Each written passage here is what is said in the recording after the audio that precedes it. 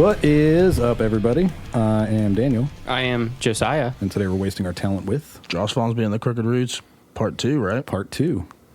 Is this... It's been almost a full year. Yeah. Yep. So you're back. And there's more people here than there was the first time. A lot more people.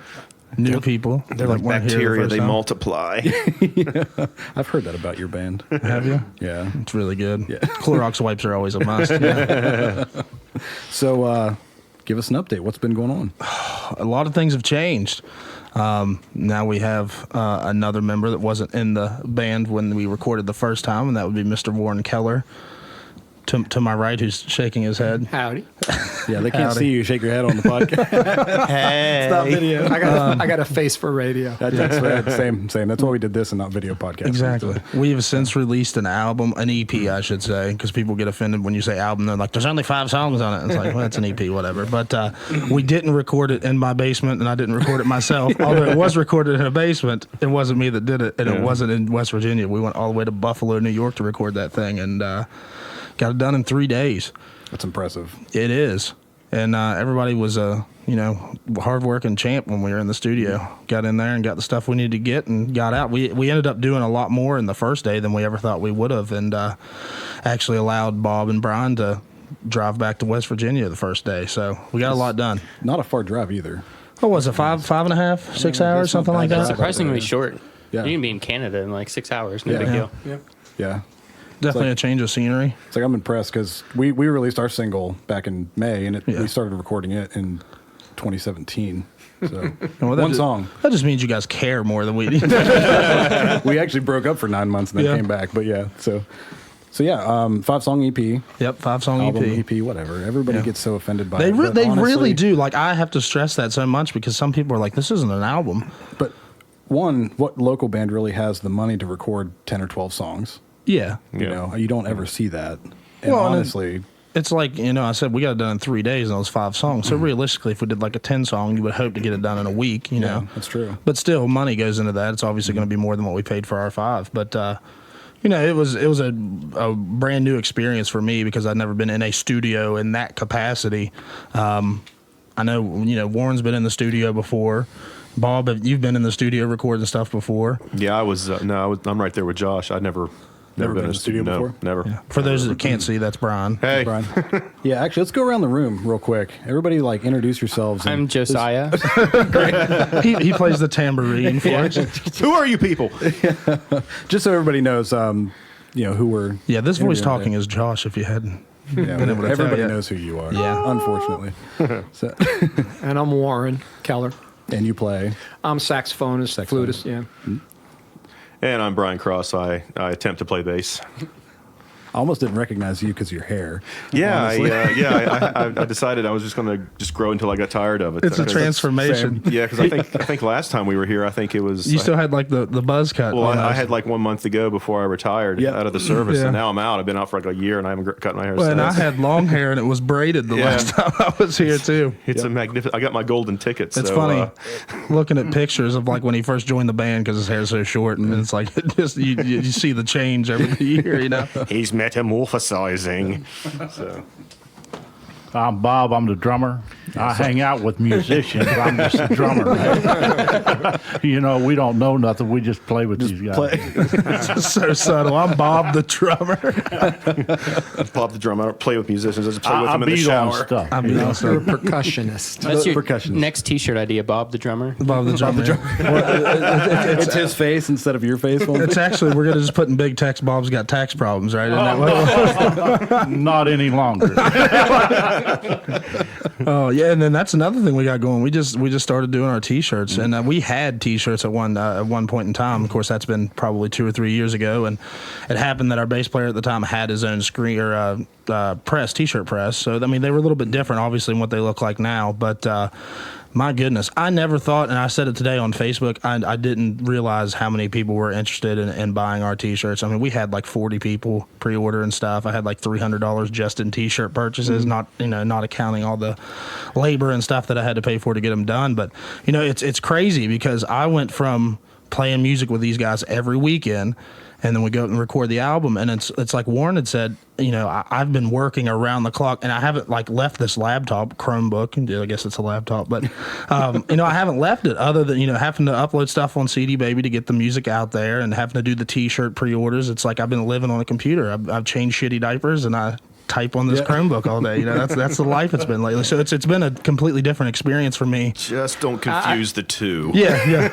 I told Josh if the music thing didn't work out with the beard and all, he could move to the garment district in New York and go into the shirt business. He's selling shirts all over the place. Yeah. It's nice, you know. And we've gotten pre-orders in like New York and stuff that we got to ship out, which is really nice. And you know, the guy that recorded us, Joel, he you know, did us a nice favor, not favor, but I mean, he wanted a T-shirt, but he ordered a T-shirt and got a couple extra for his family members. And I had a distant cousin in New York order like 18 shirts. So like, I was like, yeah, that total's going to come out to like $300. I won't charge you shipping. I probably do. But, you know, like I said, it's been a completely different thing from going to just being a band playing all the time to, you know, having a CD out to an EP out, not a CD. You know, CD's coming, you know, the physical copy's coming, but it's a completely different thing than what it was, you know, just 4 or 5 months ago. So it's a lot more work put into it than I ever did before, and especially with these guys, you know, Warren helps me out with a lot of things, and you know, we stay really busy as we were, you know, a year ago, except now there's just a lot more that has to be done to keep it going. And you know, it's ridiculous today. Like my wife is a jewelry maker and designer, and you know, you spend 90% of your creative time in life promoting, and you have to do it, but it's such a drain on what you really want to do, right? Yeah, it's nonstop. I mean, with anything, you know, podcasting, I've actually got a schedule. Like this day I'm doing this day I'm doing this day I'm doing this, because if not, you just you'll go a week without doing anything, and you're like, right. You know, you have to stay on top of it. Yeah. It's a pain. I need to make a songwriting schedule that might make things a little bit easier. You know, it's like I can't do that. It's got to come. Sometimes it does. You know, sometimes it comes, sometimes it doesn't. Sometimes you spend, you know, days and months. There's a song idea right there. Yeah, that is a song idea. But yeah, sometimes you can get a song written. Those are to me the funnest ones to write. It's just like you sit down and just all comes to you at once, and then sometimes it'll take months to get one written. You know, and it's like with the album, some of these songs are older songs and a couple of these songs are newer songs, but they've all, you know, just as I said last time when we were here, these songs have progressed and changed and done so many different, you know, they sound differently than what they were when I originally wrote them and were playing them. So it's a different sound, and with the band that we have now, especially with Warren playing saxophone and flute, and, you know, Bob being the drummer that he is, and you know, Brian playing bass, he was here the first time, you know, and he was here the first go around, but it's the band has really grown from what it was. And I mean, you know, I can't speak, and I think I speak for all of us, that Warren does such a fantastic job. You know, I always tell everybody he's the glue that holds us together. You know, he's the glue that holds us together. It all those places where it was empty and there wasn't anything there now has grown into something bigger and beautiful. That's how I look at it. Well, thanks for that. I was an angry old man looking for people to play with, man. I couldn't find anybody. You know, I really had sort of progressed from rock into more jazz stuff, and I just couldn't find anybody to play with, you know, couldn't get past the clicks and all of the bullshit. And these guys are like a family to me. They're some of my best friends now in the course of just a few months. And I look at it like they took me in. I mean, Josh and I clicked immediately the first time we played together at an open mic night. And so I'm grateful as well. So you still do the same kind of like audition period where you just throw them in. That's exactly, and that is exactly what he does. And I believe we talked about that the last time. Yeah, that is exactly what he does. Before I came here, and you talked about how if you're going to play with this band, you just got to play. You got to get in there, because that's half the I think show. The words that I chose were you got to hit the ground running. Yeah. I mean, you can't just, you know, you got to be able to withstand what we're bringing to the table. And if you can't, like I said, this might not be the right thing for you. And, you know, Brian did a great job of that. Like he said, I gave him a song list, and his audition was at a show. And, you know, Warren's first go around with us was at a show. I mean, he'd done, like he said, we met at an open mic night, and it was one of those things where, as he said, you know, just connected, and we could tell that there was a really good thing there between us. And, you know, it grew into something bigger once we got the whole band together. And it's just, music is a wonderful thing in general for so many different reasons. But when you're playing it and you can connect with the people that you're playing with, it just makes it so much more enjoyable to me, at least. Oh, definitely. I think like the last time, other than Brickside, whenever I saw you a few weeks ago, I think the last time I'd seen you was at like Kelly's a long time ago. Yeah. A few years ago. And then me and my older brother's in from Virginia, and we stopped by Brickside, and I saw you on stage from outside, and I was like, yeah, we're definitely going to hang out here for a bit. And the sound, it's so much tighter, so much better, and honestly, it's so much lower. Yeah. You used to play loud. I'm not gonna lie. You used to play really loud. That was compensating for many things. It's like, maybe if I turn up louder, they won't hear all the imperfections. It's like it works the other way around. And that's exactly what you had said to me when we had took a break. You were like, the volume is down a lot, and Warren would probably disagree with that. As he raises his eyebrows and rolls his eyes. We really worked at that, man, and it's being comfortable, being able to hear things, and like the way we set up on stage is very different than I would say most bands set up on stage. Bob's got his monitor back there beside him, and the only thing that's run to his monitor is my acoustic guitar. He doesn't have vocals, he doesn't have my lead in there or anything like that, and then Brian doesn't use a monitor. No. Sometimes I'll kind of feed off of what I'm, the bleed off from his, but mostly I'm just kind of, We're communicating. Yeah, Bob and I are kind of glued at the hips. Yeah. So well, it's rhythm section. Absolutely, and that's Yeah, Brian tends to just turn his bass amp right in Bob's ear, so everything just perfectly. Yeah. And then Warren has his own monitor, and the only thing he runs through his is his saxophone sound. So we're really full of ourselves. We just want to hear what we want to hear. That's it. It's the same thing with me on stage. Like if I can't hear my guitar, and like a lot of venues just can't run sound for shit. That's what you guys run your own sound. They run sound great. Let's not go there. Yeah. I've got nothing to lose here. I'm already banned from playing a few places anyway.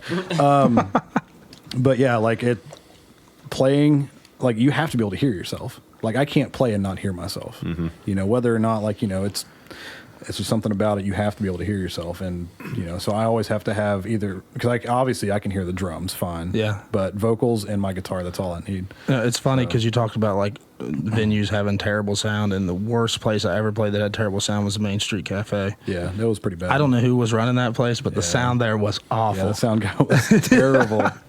For those of you that don't know, that was Daniel Barr. That was me. Yeah, Warren's looking at me like, we shouldn't say bad things. It's like, no, it's not a joke. But, and that's another thing. I usually strictly like to tell venues straight up if they say we have our own sound system, like, hey, we do things a bit differently. Yeah. So if it's all right with you, we'll just run our own sound. And it's more work, having to set up when a bar's already got their own sound system. But at the same time, it's more comfortable for me knowing what I'm using. Mm-hmm. We played a place one time that had the fancy iPad, equalizer and everything on the iPad. And he's like, I don't know how it works. I'm like, well, I don't either. So I don't know what you want us to do about this. And we ended up, thank God I had our own system with us. And we set up in like 10 minutes and played that show with our own system. But it's like I said, we just do things, I think, a little bit differently than most bands. Most bands do. So, I like the way that we set up, and I think everybody's comfortable with the way we set up. So, if it's not broke, don't fix it. If it ain't broke, don't fix it. Sorry, Warren. He corrected me on that on the way over here today. I'm usually correcting his language. But, oh, yeah. But I said, Josh, it's really, if it ain't broke, don't fix it. Yeah, and listening to this podcast, if Warren throws anything in there, it'll be correcting us on something that we said wrong, But, yeah. I don't know, man. It's been a crazy ride from where just a year ago we were to where we are now. Have you seen like an uptick in people at your shows since the release of the album and like the shirts and stuff like that? It's, as well as it's very, very hard to get a following that's going to be dedicated to coming to see you every weekend. Well, yeah.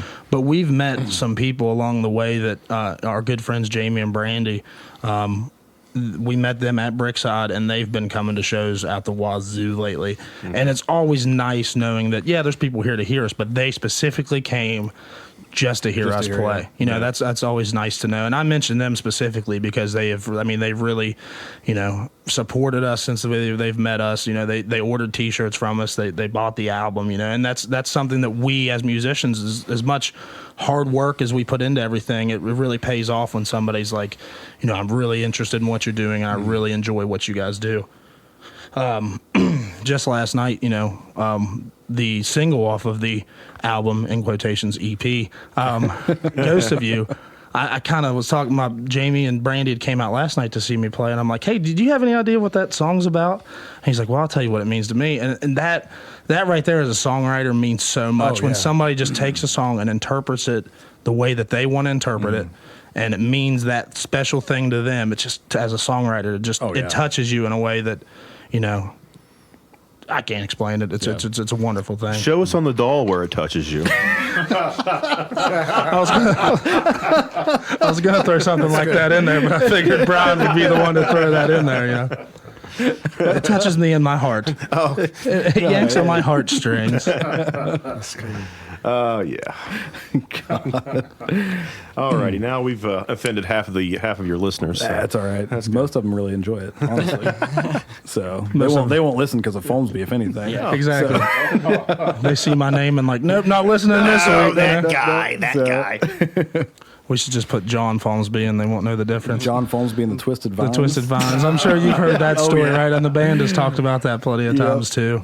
It's funny because Kelsa had told me that, and it's like, my uncle's named John Folmsbee for real. Like, I'm like, are you talking, does he have a band that I don't know about? That would be hilarious. If I was him, I'd make it a point. And then the Twisted Vines things, for those that don't know, which is probably everybody that's, you know, not in this room right now. Yeah. Roger Harper, who is Gurus of Gaming, on the Gurus of Gaming, the host and moderator, as I should stress very heavily. We played at the school that he teaches at, and I guess some kid had told him, like, something about like the Twisted Vines were really good or something like that, you know. So I get a kick out of that. I think that's really funny. So what's the next step as a band? I mean, obviously, your shows are obviously, you know, lined up every weekend for, you know, until like 2030. Yeah. But like 2031, actually. 2031? Yeah. Okay. So yeah. You did some booking not to toot my own horn, but toot, you know. Is that a leap year or? Yeah. I think so, actually. We book the days that aren't there anyway, though, just to make it look professional. February 29th. I mean, since, you know, we've really, I think that we're doing a lot right now. And we're growing not only as a band, but, you know, seeing, you know, like you said, upticks in people that are coming to shows, you know, seeing the numbers of purchases that people are buying just from the CDs already that are online. And we don't have the physical copies yet, but those will be coming soon. I think, honestly, since, you know, it's my name on the band, I think the first step would be to fire everybody and then start. And I'm just kidding. But, you know, really, we've road tested these songs that are on the album for a while, some more than others, obviously. But, you know, it would be getting those songs tight like they were in the studio, playing those songs live and getting those songs out there. Because I don't want to say we're a cover band. I mean, essentially, we play covers, but as I've stated before, they're not going to sound like necessarily, you know, point by point what the original cover sounds like. So I want to have people know us not only for these great songs that are covers that we play, but know and want to hear the originals that are on this album. You know, and we always want to try to find new places to play. You know, it's great being able to have these people that want to have you back so constantly, but as a band that wants to do something and be successful, you need to grow and to get into new markets and stuff like that. So, I mean, that would be, you know, a starting point for us, I think. And, you know, starting to write stuff, new stuff again, because we already have an album out there with songs on it, but we want to be able to, you know, introduce new things and see how those work, you know. And as the majority songwriter, you know, especially with this album, it was, here's these songs, guys, write your own part. And I want to be able to have us all get together and try to write together instead of just, you know, piece by piece by piece. So I don't know if anybody else wants to add anything. I know I'm talking a lot, but tends to happen. We're all looking at you, Bob. I was a very high level songwriter in Nashville for 10 years and never quite got the big cuts, but I can't do that. And, I've explained to Josh, it's a completely different mentality for me to go there again. I'm currently doing my own, contemporary smooth jazz thing, which is wonderful because it's instrumental, it's music, and it's not about words, and like Josh, I mean, a lot of my life has been about words, and they beat you up in Nashville. I mean, those publishers kill you. Make sure every word says exactly what you mean without a wasted line or word. It was exhausting, and really, mentally, it kind of drove me to the brink of insanity. So I honestly, if you show me a lyric, if you've got a good hook idea, Josh will do it occasionally, I can tweak it, I can give you suggestions, but I do not ever want to go back to lyrical songwriting. It was my life. I can't mentally, I can't emotionally, I can't do it anymore, and I just can't do it. That's where Warren gets his correcting of people so much, is all this being corrected. Yeah, no kidding. In my day job, I'm kind of a technical writer and a documenter of software and stuff. I mean, I can say something in 5 words that will take most people 10 minutes to explain. And a lot of that was Nashville Songcraft, and there's a lot to it. I'm grateful for it, but again, it about drove me nuts. I've heard from a lot of people that go down to Nashville and try to do stuff. They just get beat up and they just end up coming back within a year or two. Yeah, because it's just it's a different. There's so much talent there. I mean, as far as instrumentalist players, there is so much talent there. I heard a great story about a major guitarist coming off the road with a major act, went to audition for Vince Gill's band, and he got there and they said, "Well, where's Vince?" And the guitar tech said, "Oh, I'll be playing Vince's parts today." So, and we know how good a player Vince is, right? So the guitar tech was that, and of course the guy didn't get the gig. But writing is a different thing, that's a gift, and you can get better, but not everybody has that. Yeah. And so it boils down, separates the men from the boys, if you will. And again, I was a hell of a writer, but because that genre is so lyrically driven, story driven, and literal, right? It's every word has got to count, and again, it's you come up with a polished diamond, but it's not like rock and roll lyrics where it's more off the cuff from the heart. It kind of paints pictures, and again, like Josh mentioned with Jamie, it allows room for interpretation. So it's much freer. Yeah, and just very different. That's why whenever I write music, it's all about how I feel. And I don't write lyrics. I don't do it. That's I can't, for one, but I do. The music is supposed to portray that feeling, and the lyrics are, to me, just extra to help explain it. Almost. Yeah. That's the way I look at it anyway. Whenever I write with me, that would be vice versa. Right. Exactly. It's different strokes for different folks. Right. I mean, some people enjoy the lyrics of music, and it's just like with me when I listen to music, if I don't like somebody's voice, I'm not gonna, You used to play with my band before. Do what? So you used to play with my old band before. I used to play with your old band? Darling Waste. Nobody liked his voice. I did. I mean, I'm not gonna go there, but I did play with them. Those were some crazy nights. We played with them a lot when I was in high school in the basement of churches and stuff like that. That was before you had joined the band. Yeah.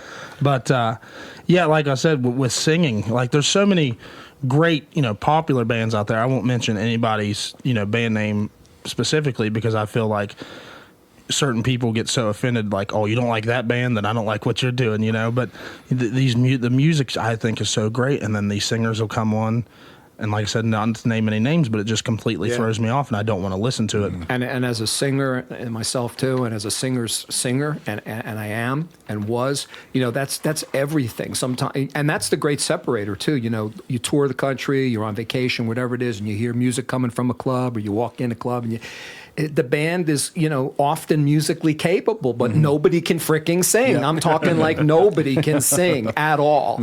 And I know what Josh is. It's I always talk about having 2 buttons, having the gag reflex and having the goosebump reflex, because it's that visceral, when you're a musician and a singer. And some people will give you goosebumps, and other people will literally want to make you retch. Yeah. It's something about their timbre, about their vibrato, vibrato especially. Yeah, and we know who we're talking about, but we're not going to mention. But yeah, it's amazing. But there's a lot of good music out there. Now, some stuff is so good, like some of the great singer-songwriters, be it Neil Young or Bob Dylan, or voices that wouldn't have stood on their own as a background singer, but work so well together that the song is so great and the lyric is so great that it's just part and parcel of the whole thing, and you accept it.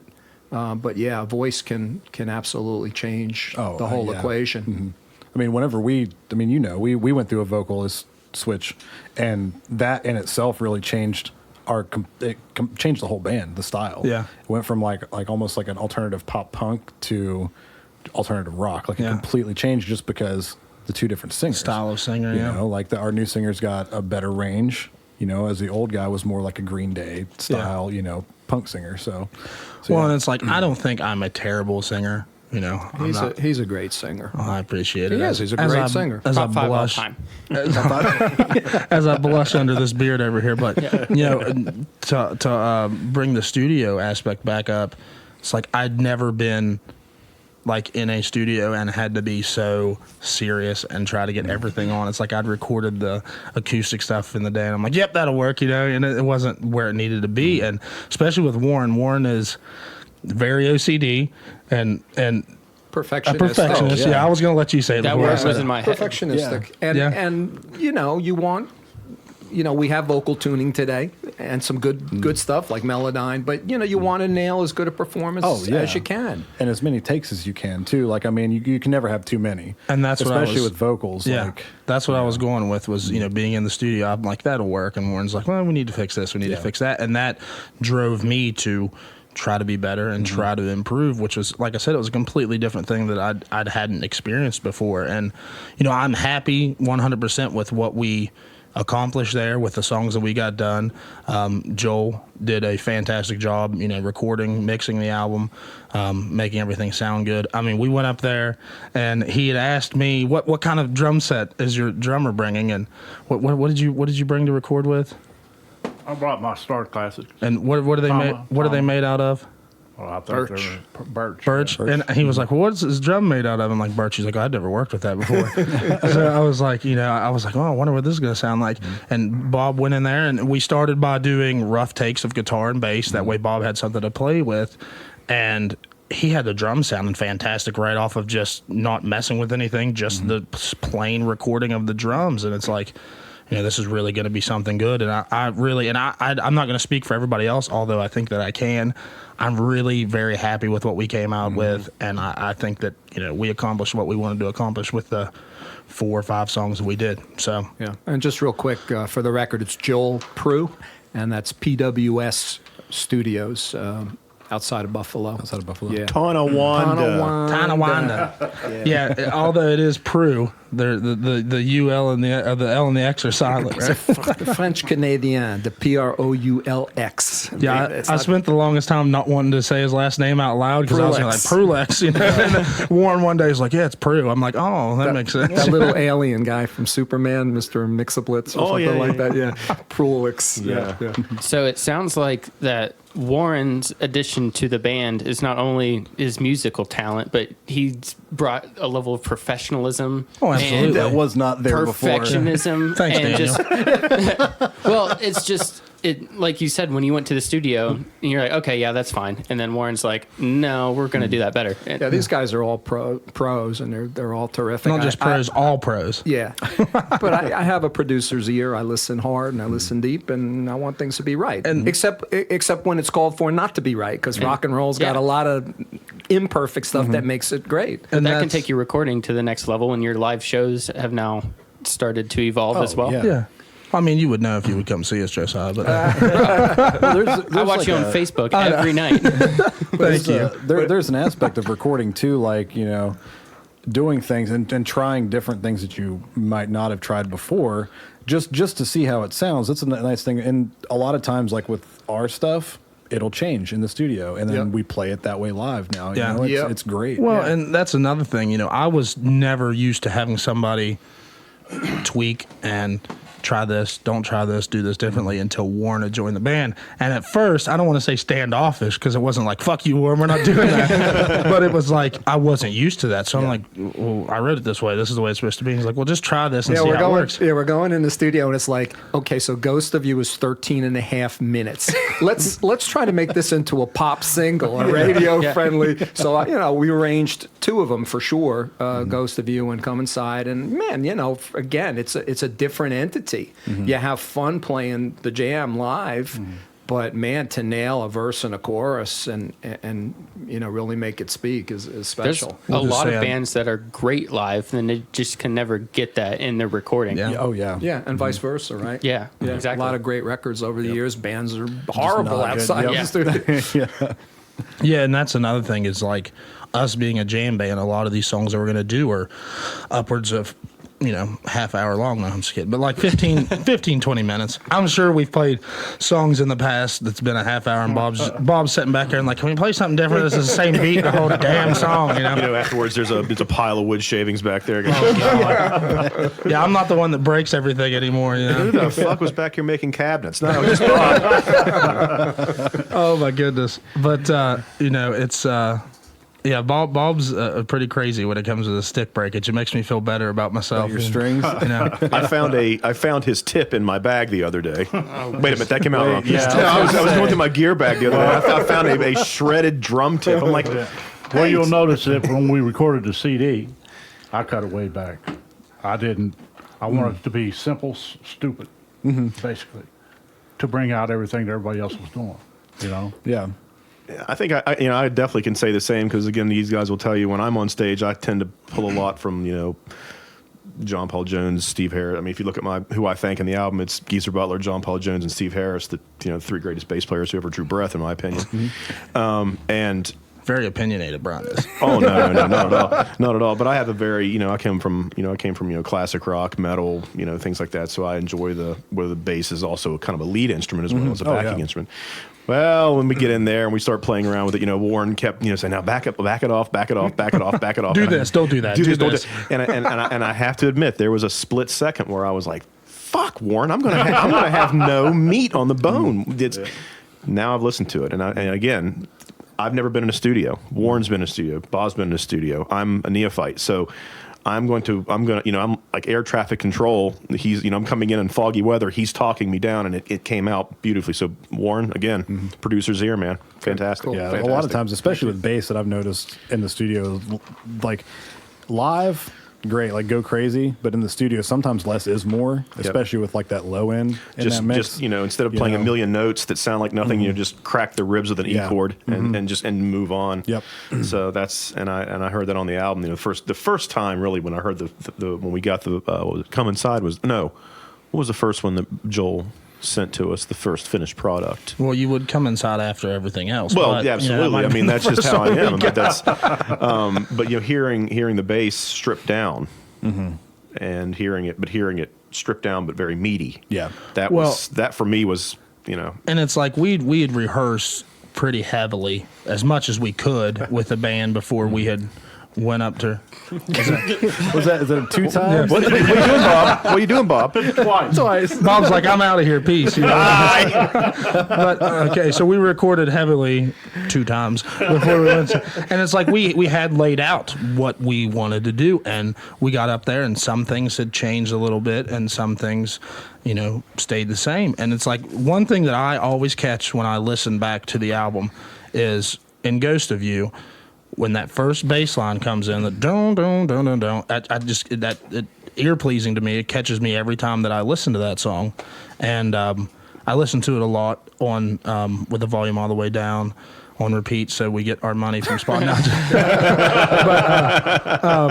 But there's a lot of things, like I said, we went up there planning to do, and some things stayed the same, and some things, differed from what we had originally planned to do when we got up there. And I think that says a lot about us as musicians being able to not only record these songs in 3 days, but like I said, Bob and Brian were gone the first day.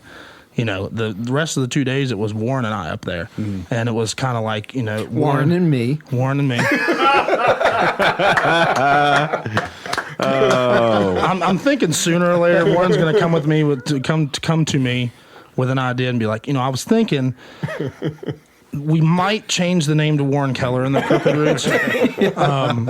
And we could put like Josh Folmsbee in parentheses or something. It's just Warren Keller rolls off the tongue a lot better. You guys are making me look like a tyrant, man. You guys are so in trouble after this. No. We're good, Mein Führer. He's gonna come back in like a week. Be like, can we record that without Warren? Can we just cut him out completely? No. Is there any way you could drop Josh's mic because he doesn't speak for everybody in the band? No, but like I was saying, there were some things that changed up there, and I think that says a lot about us as musicians to be able to, kind of change things up on the fly. Warren and I. Do you like that? Warren and yes. much more gooder. Me and Warren. Much gooder. Warren and I didn't plan any of our solos or everything on the album. The guitar work, as far as lead stuff goes, and his solos on songs or his little pieces in songs, were all improvised. And I like working like that because I don't like saying this is exactly what I'm going to play, because then I feel like I get stuck inside of a box. There's no room for creativity, and that's how we do it live anyway. Yeah. So why not try to do it that way when we record? And, Warren left out of there, and he'll tell you this too. He was very unhappy with what he had laid down. And I'm like, well, we're already gone, Warren. Like, it's over with. So if you're not and then, after we got everything mixed and everything, he really came to like what he did up there. And I told him when we were in the studio recording his parts, and Joel the same, we would tell him, that was it. That's the right one. No, I don't think so. Just leave it, And then, as I said, he really came, enjoyed. Inside.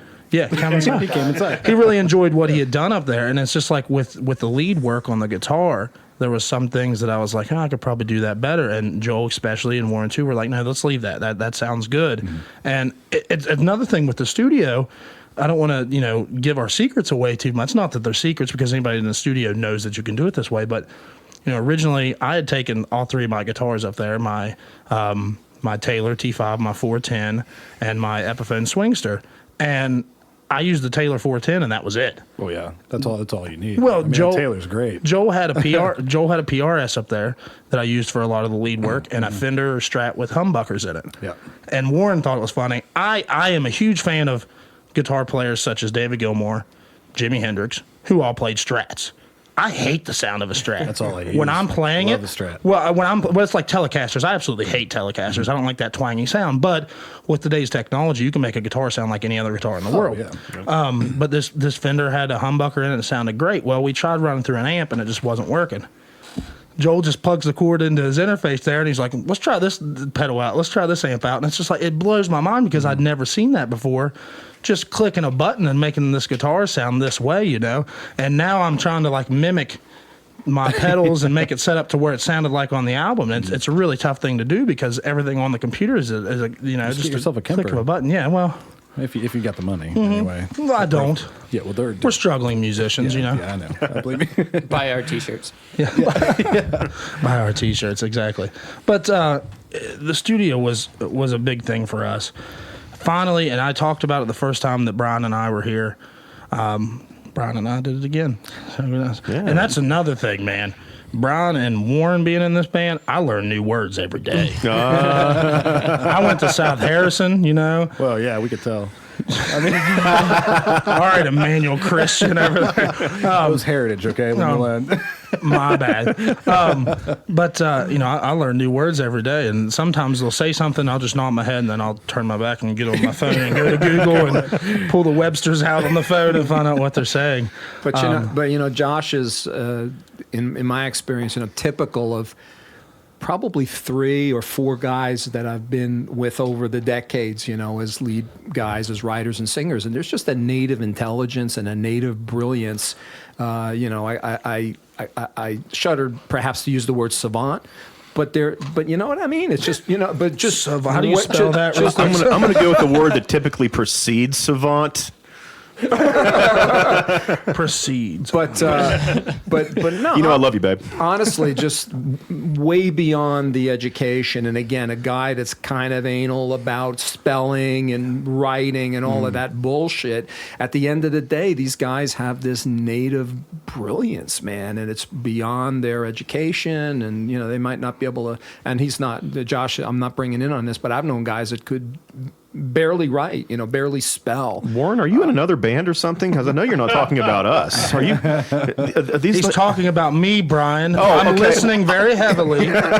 Popping a semi over here. Let him continue. No, just bands I've been with, Ronnie and the Jitters, Ronnie, Louie and the Lost Hombres, Louie. I mean, these guys just and Josh has got it. And I tell him that all the time. He has got it, and it's a very special gift. Warren makes me feel really good about myself. Well, he needs it. And I'm not to be funny, but like it really that helps so much. Oh yeah. Oh, yeah. And not that support. Brian and Bob haven't said wonderful things about me throughout the years, and Bob, We haven't. yeah, no, I mean, He's just shaking his head. we're looking for a bass player right now. No, but especially not to, like I said, single anybody out, but Warren makes me feel good about myself as a musician. I am. And Warren says that I'm hard on myself about this. I don't think I'm a lead guitar player. I know. Here he goes again. It's a catch-22, right? Because anybody that's worth their salt in this world is very self-deprecating and busts their own, busts themselves to strive constantly to be better, and we all think we suck. I mean, there's the one guy on our shoulder that says, "Oh, you're freaking fantastic." There's that other guy on the other shoulder that says, "Dude, you can't do this. You don't do that so well. You can do that a whole lot better." And at some point, you got to let it go and say, "Damn," So yeah, we all need that. I need that. Well, it brings a different aspect to the full band too. It's not everybody doesn't have the same mindset, and having somebody like you that can identify because you have that ear, somebody who's a really really good songwriter and can appreciate that and tell them instead of just bullshitting like a lot of people do with musicians, like, "Oh, your song's great, I loved it." Right. It's like, did you actually listen to it? Are you Somebody saying that I'm can a good songwriter? understand. I enjoy your music, I really do. My older brother loved it too. He was like, "Is that Folmsbee?" My wife's I was gonna like, hate me "Yes, when I get really home. love She's gonna be like, "I'm all cool and everything." She's going to take you down a couple pegs, I guarantee. As soon as you walk in the door. Exactly. That's what she's going. I mean, what I was getting at essentially was like, Warren has really helped me out. Thinking more of myself as a songwriter and a player and all that. So, I mean, really what I'm trying to say is when I fornicate, I think about Warren a lot. It helps another more than song hurts. idea. Exactly. I think of I think of Bob. I mean, When I think about Warren, I touch myself. I think about it. We played That face. Can we go live on YouTube or something just to get that face again? Bob just quit the band. we played a gig a couple of months ago, and Bob was taking a drum solo, and Brian and I don't know what we were. We were kind of like starry-eyed girls or something. Yeah, the two of us were off in a corner, and we were just, because again, this band really loves each other, I think, and we were snuggled up together like two giddy girls, and we went, "That's our drummer," because that level of admiration and just feeling honored to play with musicians like that. And he's another one. He needs to hear it too, because he's another one of these self-deprecating, and again, on one side we know we're good, but we're on the real, we know that we'd like to be better. There's always room for improvement. Always. And as absolutely. soon as you have the mindset that you're the best at what you do, that's the moment that you stop getting better. Yeah. So Right. It's really comical, again, with my wife with jewelry design and stuff and being around the gallery and the art scene here. It's always the person that started an art or a craft like 5 minutes ago that shows up at the gallery going, "Oh, I'm ready to jury in." You suck. I'm sorry. You're terrible. Whereas you've got, again, the classic tortured artist that, again, never thinks they're where they need to be. don't be cutting your ears off anytime soon, Right. please. Well, and I mean, a thing that I thought for a long time was, not to bring our ages into this, but I'm the youngest one in the band. I always thought, like, oh, if I could just get a group of guys that were my age, you know what I mean? Like, everything would work. And then we have the situation we are now where everybody's a bit older than me, and it's like I needed that a tiny bit. I needed that direction. I needed that direction. I needed that, hey, try this instead of that. Because, I mean, if I would, not to cut anybody down that's my age that does music, but these guys have more years under their belt. They've been there. They've done that. So having them say, hey, you should probably try this because this, I think, will work better because they've lived it and they've seen it, has helped so much. Because, like I said, I always thought I just need a group of guys my age. And there's so many bands that are famous that are around here, just that aren't big, that, you know, do their thing like we do. And they're all a group of guys that went to high school together, stuff like that. In retrospect, that would have never worked for me. And I have what we have here, and it's like I said, the direction has helped not only as a songwriter, but just being a tight band so much, because I wouldn't have taken the extra steps that we took to get to where we were with the album, or playing as much as we do, or just certain songs doing in the way that we do, because I would have just been okay with the way they sounded. And, you know, like I said, Warren, Bob, Brian, tweaking things and saying, hey, try this, do this way, maybe we should try this song, maybe we shouldn't do this song anymore. It's helped a lot. It's helped me grow as a musician. Have you guys noticed a difference in the live audience when you're playing your original songs now that you have recording out? Yes, I'm you know, there's a lot of people that Come Inside was one that I'd been playing for a while, and Ghost of You was the newest song as far as time that it was written on the album, that know those songs well from us playing them now, and they want to hear those songs and they ask for them. We played at Sweet Teas, Sunnycroft Golf Course, where my wedding was. And there was a group of people that we didn't know, and it just so happened that our song Bergoo, they knew exactly what the song was about. They knew exactly what we were talking about, where we were talking about, and they came out to see me play acoustically at Meagher's Irish Pub a few weeks later, and they wanted to hear Bergoo. They needed to hear Bergoo because that was a song that they knew and they identified with. So I think that, yes, you know, there's people out there that know these original songs that want to hear them, and that's great as a musician too, because they want to hear your songs. That's got to be a big confidence booster, because when you're doing a lot of covers, and then I've been at places where bands have been covering songs, and they're like, okay, we have an original song, and everyone goes, oh. Yeah. Or as you said, the first time when me and Brian were here, that's when they kind of go off to the bar. Tune you out, yeah. And again, I think I mentioned this last time, you know, when Josh and I were here last summer. You know, the band that I'd spent a lot of time in was strictly a cover band. You come, you get in, you start, you play, you end, you know, rinse and repeat for 3 or 4 hours. Yeah, because you'd never done originals before, right? No. Yeah. No. Never done originals, never contributed on originals, anything like that. It was, you know, we're going to do a shit ton of Zeppelin covers or something like that. So again, you know, kind of going back with what, you know, we were talking about earlier, it gives me a chance to that we were all sort of bringing something different to the table, and then especially when we took that to the studio, that was fantastic. You know, hearing Warren's input, hearing Josh's input, hearing Bob's input. Let's do this. Let's stir this pot. Let's do this, do that, and then you hear the final. You know, the final proof in the, you know, proverbial pudding in the album, and it sounds great. And that is something that I have done with this band in the space of a year that I never even would have dreamt of doing with my other band in the space of 18. So it's completely thanks, Josh. Different feeling when you're creating your own thing. Oh, instead of absolutely. just playing someone else's Absolutely. stuff. Yeah. And again, you know, Warren was recruited in a very, you know, serendipitous way. And we didn't fire anybody and replace them with Warren. That's all I'm saying. No, we will. That is information on a need-to-know basis, and just like the Fantastic Ranch. Yeah, the Fantastic Ranch, which will that's code for, you know. But. So Josiah, real quickly, what was the word that I used on Gurus all the time? Was it fantastic or incredible? Okay, so it's not the Incredible Ranch. I wanted to find. So for those of you who don't know, that I was on Gurus of Gaming, another podcast Regularly. under 13 palm trees. Josh, how do you feel about this game? It's incredible. Josh, what do you think about the graphics? Incredible. Josh, what? Have you seen the movies Incredibles? It's incredible. But no, just not to steer off track too much here, but people will wonder when they get the album, I'm sure, under the thank yous, there is a thing that says we would like to thank the Fantastic Ranch. There is a story behind that, so when you see it, feel free to ask. I don't know if this is the time or place to tell everybody about the Fantastic Ranch, but it's up to you. I don't know. Why not? Maybe it should be left a mystery. This will be sort of like you have to find out at a show. Or, the Carly Simon thing. You know, Well, it was 1962. Who was vain? You know what? Right, Warren Beatty. Yeah, We'll record a bonus episode and put it as a bonus track on your physical copy. Yeah, or whoever comes closest to its origin wins a T-shirt. Yeah, exactly. You want a free fantasy date with Josh. My wife wouldn't like that.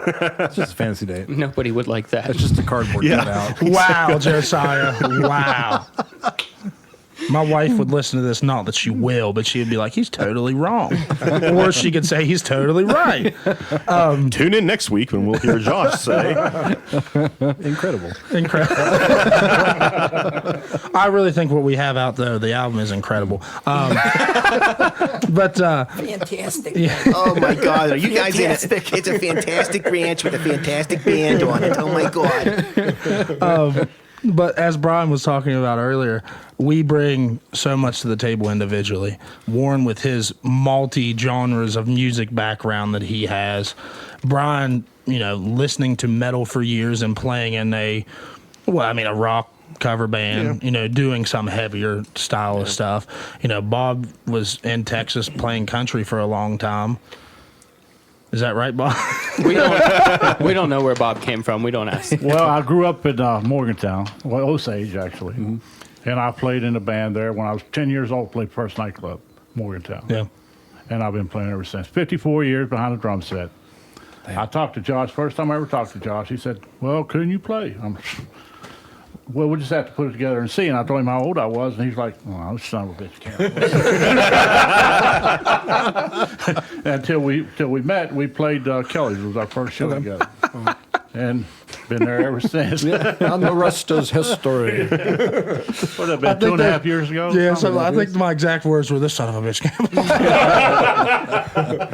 play." It was funny because if I'm not mistaken, our old bassist, who's not the bass player with us anymore, obviously, was it an ad on like Craigslist or something like that? I think I remember him. Yeah. He bought an After Alice shirt and wore it and played one of your shows with it. Oh yeah, that was right. We won't go down that rabbit hole. But he had found him on Craigslist, and he's like, "Well, I got this guy that wants to play with us," and I'm like, "Oh, okay." And then Bob came out and played with us, and obviously, like they said, the rest is history. Bob's been with me for 2.5 years. Our anniversary's coming up. It's lovely. What do you guys have planned? What are you getting me for my anniversary? I'm gonna get a motel, turn the lights down low, some chocolate cake, and put "Come Inside" on repeat. I need a pack of drumsticks. What are those going to be used for? Just wait and see. Those aren't going to be coming inside anywhere. No, but like I was saying, Just the tip. just for a second, just to see how it feels. We all bring different things, and this is another thing. And not to harken off what I was saying, but we laugh. We have a good time. I've seen so many bands around here, and not going to name anybody, but you can tell that they're not enjoying what they're doing. We have a fun. We talk about certain people that come back to shows, and we just pick up little things about these people, and then we'll talk about them.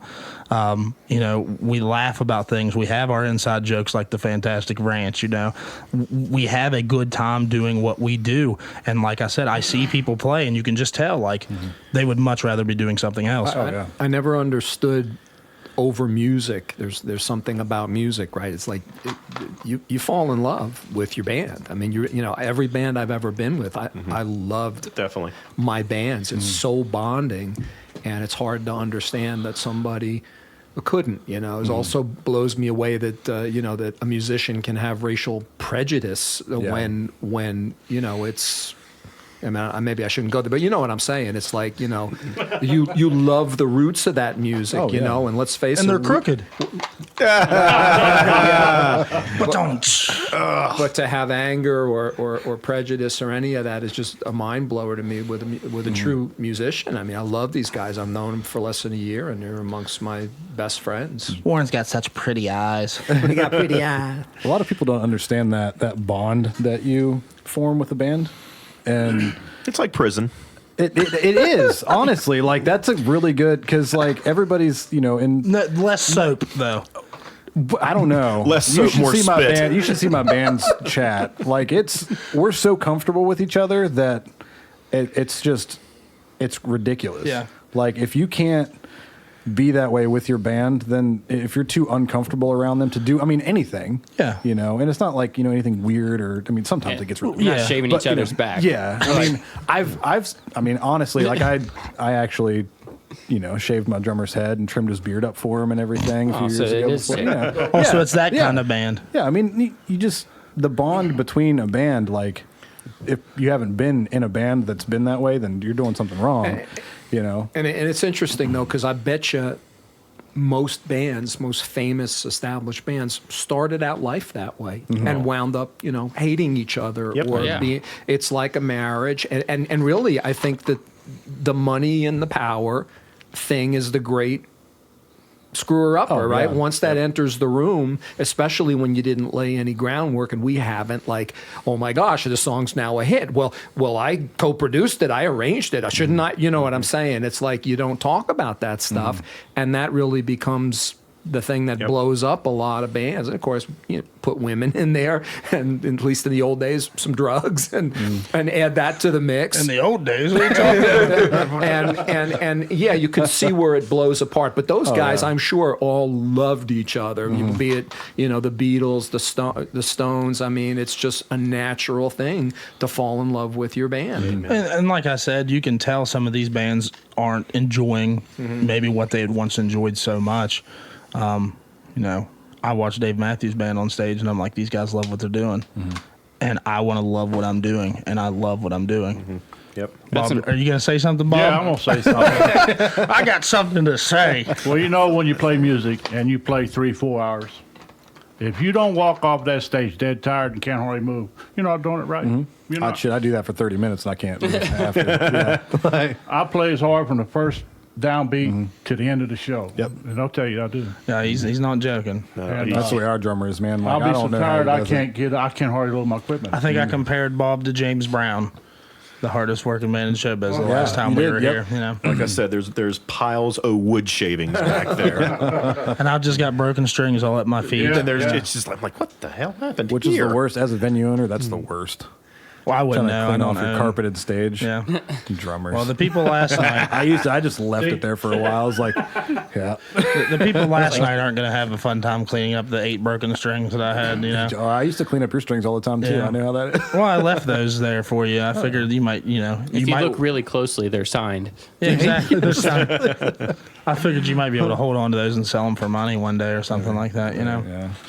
Never thought about that. Actually, I forget what, I don't know, it was Martin or Diodario, something like that, but they're doing with bass strings. They're doing like a recycling thing, like where you change you strings, send them in. Send them in, like you that. get like a discount or something like that now. Yeah, I forget which one it is. We found out in the studio whenever we were recording our new single. We read on the back of the package as we're changing the bass strings, like if you send them in, you get like a discount card or something. Getting bass strings are expensive. Yeah. So like that's kind of cool. Like you send them back and they'll just give you a coupon. Well, I can tell you as a guitar player yourself, I went from playing elixirs on my Taylor T5, which, as John Bonnet tells me, why are you playing acoustic strings on an electric guitar? I'm like, well, because I like the feeling. I went to electric strings. I'm using Mammoth Slinkies now by Ernie Ball, and they're like $5 a pack, and that's a huge change up from spending $15 to $20 on a pack of elixirs. And it's tough because I don't know how everybody else does. Each musician, each guitar player, everybody has their own ways of doing things. I don't like leaving a set of strings on my guitar for any more than like 2 or 3 shows, just because people that are listening might not be able to hear it, but I can hear these dead strings. Or Warren will hear them and be like, "You need to tune that guitar." It sounds sounds really bad. I can definitely like. I always change them right before. Like if we have like a run of shows coming up, I always change them. Like I'll practice with the same crappy strings or whatever. But as soon as the shows, I'll change it just a couple days before. Yeah, and I mean, don't get me wrong. I'm not knocking elixirs because elixirs sound fantastic.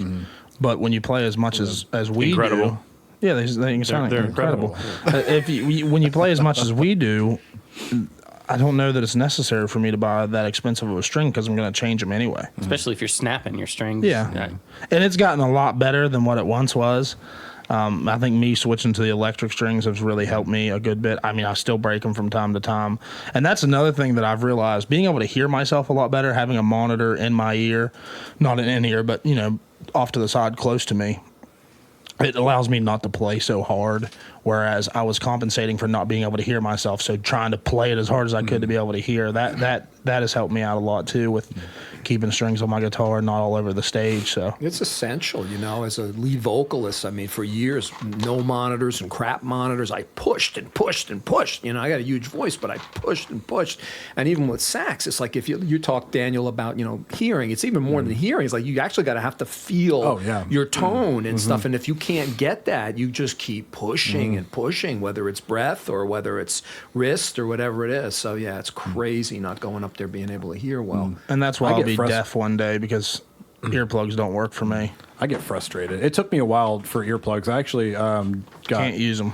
They're called decibels. Yeah. And they come in like a little ear shape, like the inside of your ear, and you boil them, put them in your ear, and it cuts out certain frequencies, the frequencies that hurt your That's something hearing. like what you have, isn't and it?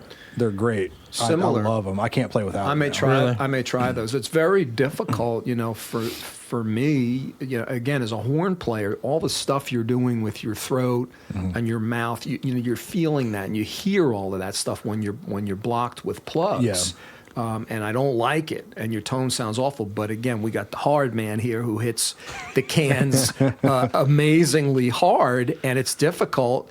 I got to protect my ears, and so I haven't found that sweet spot yet. Like I like being close to Edgar here. That's Bob, aka Bob, but you got to protect your ears, and yet it's so stifling when you got that stuff in your ears. And again, you're as a horn player or singer, that stuff's going up your jaw and your bones into your ear. It's tough. See, and maybe it's because I haven't tried a bunch, but earplugs don't work for me. Just the regular earplugs, like the ones that you wear to like a NASCAR race. Like don't use those for music, because I haven't used kills your tone. It does. It really does. I haven't used anything high dollar, but to me, it takes the feeling away from what you're doing. It does. If I can't feel, then I'm off. Yeah. Daniel, what's that maker again? Decibels. Decibels. Okay. Yeah. It should be. They're like 30. The ones that I got were $30. It was before they were just like the base brand, but they've grown since then, and now they have ones that are made specifically for musicians. Okay. And then for gun range and heavy machinery workers, stuff like that, because it cuts out those frequencies that really hurt your hearing. Yeah. And that's why me and my bassist both got them, and we don't play a show without them. I want to check them. Yeah, well, the plus awesome. Is if you forget what the name is, you can always go back and listen to it, because now it's officially recorded. Yeah. He's going to go back and listen and think, man, that didn't sound right. We got to go do it over again. You just did a little edit there. Yeah. You're just off key a little bit, Josh. If you can. The thing about this band, if you're on stage with us, we'll be playing, and there's not a whole lot of communication. It's more like eye contact. And we'll pull off some stuff on stage. It's really incredible in my opinion. And we're like, how the hell we know we do that? Yeah. It's really crazy. Well, like the way that you guys play music, you're not just playing a song set that's like, 3 minutes, the song's over like we do. We play to a click track, so like we've got our backing tracks and everything. Live, you play to a click? Yeah. Really? Yeah. So everything's set, but like the way you guys play, it's just, there's a lot of improv there. Oh, and the fact that you guys can feed off each other, like, you know what the bass is doing before he does it. He knows what you're doing before it's crazy. I can tell what Josh is doing just by looking at his back. Mm-hmm. And I know he wants to change, so I change. It's the way I'm shaking my tukish. Yeah. My tukish. No, but that's an incredible thing right there, because I've not had a drummer like Bob to where I can just kind of look back and he knows what I'm going to do, or there'll be points in the song where I still catch him all the time where I'll go to play a little bit softer to take the volume down, and Bob just catches on instantly. And that just goes to show how good of ears he has, how well he listens. And that's another thing. You really have to listen when you're on stage, all of us, because we'll go to do something else, and if you're not listening, you'll get lost. Yeah. Yep. And that's something that we're all really, really good at. I truly believe. I mean, that's important, because I've played sports. I played soccer for my whole life, and I played with some really good players that I just did not gel with, where they thought I was going left, I was going right, and so you could play with an incredible musician, but if you're not, I don't know what the word is. I'm trying to think of it. Incredible. If you're not well aligned, then you're not. You don't have that cohesion where you shake your tuchus and Bob knows what it means, and there you go. The word of the day is incredible. Incredible. No, it really is. Like Bob said, we'll do stuff on stage that isn't planned out, or I'll do something differently, and then everybody instantly picks up on what we're doing. With Warren playing the sax, he had brought to my attention, like, I don't know if you realize it, but every time I go to play a solo, we're always in a fast part or bring it down, let me start slow, and then that way I can grow what I'm doing a little bit more. So communicating, not only through our eyes, through my tuchus, just communicating on stage, like, hey, I'm going to do this. There's a certain song that we do where I'd always soloed over nothing but an E minor chord, and Warren's like, I'd really like to solo over top of this instead of that. So we changed it. And then I'm like, well, I'll try soloing over top of those chords instead of just that E minor. And it completely changes everything up. And it's because somebody took the leap to say, hey, let's try it like this instead of just leaving everything the same and not changing anything for the better. Yeah. I had a question earlier and I forgot to ask it. It's kind of along the same lines because you play these songs like your originals, like you said, Come Inside's what, like you said, 13 minutes, really? Ghost of You would be 13 minutes. Come Inside's probably closer to like 8. So, like, sounds about right. What's 8 seconds? 30 seconds long. The process of, God damn it, this microphone.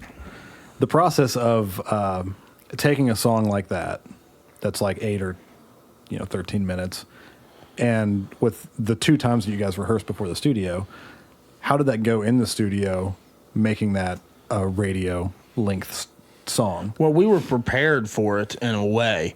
Warren and I had kind of done our just duo sessions before the band came over, and it was play the song like you would normally play it, and let's see what we can cut out to make it a radio length song. And that was tough for me because I'm such a jam band type guy. I feel like, well, if that 18-minute solo is not in there, then what's the point of playing the song, But we had to cut things out to make it shorter. And like I said, Warren and I had done our little just me and him sessions before we had brought the band over to try to shorten things. Take this line of a verse out and leave it without. For the longest time, there was a line in Ghost of You where we'd taken out, but I would still sing it because I was so used to singing it that way. So then I'd finally come around to, hey, that line's not in there. So that's how the song's written now. And Warren has said before, these people are going to like what they hear on the album. And if they do like it, they're going to want to hear basically what they heard on the album. With, that there's still interpretation for how they want, they want to hear it the way they heard it on the album because that's what they fell in love with. But there are people that want to hear a live version of that song. And that's like with Ghost of You. My guitar solos in Ghost of You is like 4 bars compared to me taking a 5-minute guitar solo. So, it changed up a lot. But as I said before, I think what we recorded really shows people what we do and what we're capable of and the sound that we have. It's a little frustrating because of our lifestyles. We really don't get to rehearse together, which I think we would really like to do. And right now we just don't get to do it. So it's tough because, again, you feel like you made this identity thing on a record, permanent record, but you literally have to go rehearse that until it sunk in. And then to me, the other side of it is just going back to the 13-minute jam. It's really hard to marry the two, And like in Ghost, I'm playing sax and flute and trying to do that live at the same time. It's funny, too, because he'll be playing the flute no, damn it. Hold the flute in one hand while playing the saxophone. It's like, no, damn it, I'm ready for this now. Are you going to go do that? Are you going to solo now? That's a little bit crazy. It is. And that's like another thing. With Bob and I playing together so long, we're able to read each other so well. I'll look at him and he'll know, hey, it's time to slow the tempo down, or hey, this end of the song's coming up. Sometimes there'll be a verbal cue like, all right, here we go, it's the end of the song. But other times I just look at Bob and he goes, okay, we're ready to end the song.